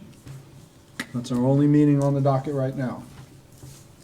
Brooke, do you think we'll have concert dates maybe next council meeting? We can start listing them way out? August 5th is the first concert. August for 5th. fall. Yes, sir. Well, we'll definitely have time to do that, but we're saying now, August 5th. We've got our first concert. Council comments. Yeah, I've just got 3. I want to just Go ahead, Jerry. We'll run. discussion items. In the past, we have, Mayor Beth, done a breakfast in May. I'm not sure if we're ready for that, but I just want to have a discussion. We usually invite business owners here in Port Royal to a nice breakfast. Are we there yet? Are we ready for that, Mary Beth? Where we at? I mean, I would think, Van, don't you think we're probably ready if we're opening up some things? Outdoor, certainly. I mean, you can go to restaurants and have more than 250 people and, Listen, I mean, There's The that. Naval Heritage Park is our, what? The Naval Heritage Park is our park. The covered skateboard area is our area. We were to block it off one morning and have it out there outdoors under that covered area. I'd be fine with that. I don't see any, anybody, we can't do it. Yep, I've done it. That'd be great. Yep. Maybe it's a June, maybe push it to a June. Yeah, it ain't happening in May. It ain't happening in May. No, but- No. Brooks said no May. Brooks says no May. Yeah, because So we got the June- invitations out and all of yeah, that. June. Yeah. Give us some, let us beat some dates Yeah, around. play give her around some with that, time. let us Just send know. me some dates of Give her some time. with all All right. of us, to all of us, yeah. Sec- Thank you, Jerry, for remembering that. Yes, ma'am. Second thing I had is we had talked back about the staff Christmas party, and we said we were gonna push that off to a later date. I don't know if we've done anything, and just wanted to bring that up for discussion. We didn't do anything. Are we gonna do anything? What are we gonna do? Let's discuss. Van, what did we do on behalf of the town for our employees at Christmas time this year? We bumped the bonus up $50. Okay? Okay.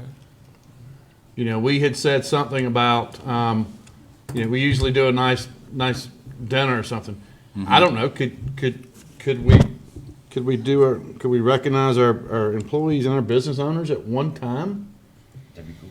Christmas in June. Christmas in July. I mean, isn't that the statement you hear? Yes. But I don't know, I just wanted to have a discussion. We didn't do anything. You know, our employees, you know, our staff does a For a lot great of the business job. owners, you know, they're limited on time also, so you don't wanna stretch that A lot time. of me feels like I'd like to keep them separate. I mean, Okay. it's just, that- I don't know, That's it's just, fine. you know, I don't wanna take from the business owners. This is for you Right. business owners, and I don't wanna take from town. This is for you town. I Yeah, know that's but, asking a lot. I'm just talking out loud here. yeah, and I'm gonna talk out loud too. I kinda like the idea of doing it together, and the only reason is because the business owners are coming into the town. What better time for them to meet the employees of the town that'll be helping them to get through with what they need to do? Police. the And who record, they know who to talk landscaping, to yeah, and that's all. awesome. That's an interesting way to think about that, as long as if we organize something in that way, we'd like you to come to meet town staff, Right. all the way from police and fire to Cynthia in the office. I mean, that's an interesting way. You I could- like that concept You could also. convince me of that one. But I like that concept, but I recall when I attended the last business reception, a lot of them started leaving because they were very limited and needed to get back to their business. Right. And so that's why I said that. I like the concept. But again, it's gonna be, how much are you going to be able to produce in such a short time? Because a lot of them were leaving or left. Well, would you think we would get more participation in that instead of doing the breakfast and doing an evening thing Oh, most definitely. for the business owners? So, do we want to let staff mull around and come back with some options to us? Yeah. I think maybe that's the best thing. Yes. Yeah, thanks for bringing it up, Jerry. You had three. Yes, That's sir. two. And then my final one is, you know, just a reminder, especially, you know, to everyone, council, staff, public, et cetera, you know, through our boards and commissions and through our comments, we receive a lot of information from residents, from observations, et cetera. The protocol is people bring their needs and concerns to us, and then we give them to the town manager to address. And it's not our position to go tell the police chief or the fire chief or the public works department or anything like that and to direct them. That's not our place. That's the place of the town manager and his staff. It's our job, it's our duty to bring it to his attention, and then he handles it from that point. And I just want to make sure we're all clear on that. Any discussion? Oh, that's protocol. We have one employee. Right. So, That's the form of government we have. agreed. But Van, I do want to say one thing. They did not pick the trash up. That's fine. But I just don't want us to be, I'm not telling chief, either chiefs or whatever. It's not our job, it's not our place, it's the town manager's place. It's the town, like I said. And that's all I've got. Those are my 3 points, Mayor. Darrell, got anything? Yeah, Van, was approached by some of the residents over in Casablanca in regards to the possibility of, there's a lot of water that's accumulating there, and they wanted to know if there's a possibility of getting like a storm drainage or something at the corner. Do you- Get some of that water off You know which corner? Bennett's house. Okay, In that Rose corner. is near Miss Mendes. Yeah, Rose. that's right. We can take a look at it. Yeah. Rose Bennett? What's Rose? Mary Beth, you got anything? Not a thing. That was the beep. Did you just hear it, Sean? Yes, That's that's a- down like a laptop. That's a Okay. I think it might, Yeah. Okay. Kevin, you have anything? Hackers. The only thing I want to add is, it's I a don't pipeline believe, hacker. because I was remote last week, I don't believe that I notified council, or I may have done that through an email, that I sent a letter to the post office master, because I found a document online that shows exactly what we're supposed to do to get zip codes incorporated into the town of Port Royal. It's a Like Shadow document that Moss? all of Port Royal. So Van and I penned the letter, we've signed it, we've sent it off. I don't know it's gonna go anywhere, gentlemen, but it did have two options in there. Option one was incorporating everything into a single zip code. The second option was to identify the homes that are in Port Royal under different zip codes, but allow them to put the Port Royal under a 29906 or a 29902, so it would still list as Port Royal, and they would notify those residents. So it's just something I'm working on. There's a lot of good reasons to do that. A business owner wants to know how many people live in Port Royal, they look up Port Royal, they get this little downtown area, they don't see everything else. You wanna buy a house in Port Royal, you put in Port Royal, you get the little downtown, you don't get Shadow Moss, you don't get the rest. So it's just something I'm working on, don't know where it's gonna go, but there was a document that showed how to do it, so I gave it a shot. It was like instructions or show that somebody seen that else with is No, doing? there is a policy in place, Yeah. the post office is supposed to I've do seen this 03. when requested, so we requested. So that's, just letting you know, that's what I did. That's Good, all. thank you. I knew you were all on board, because we've all talked about it, so that's it. Do we have any public comment, Brooke, coming in at this time? Massey, you're the only one left, you got anything you want to add? He's good, he's good. I'll take a motion to adjourn, agenda's complete, we So don't need a moved. second. That's it, we're out of here, thank you, Darrell.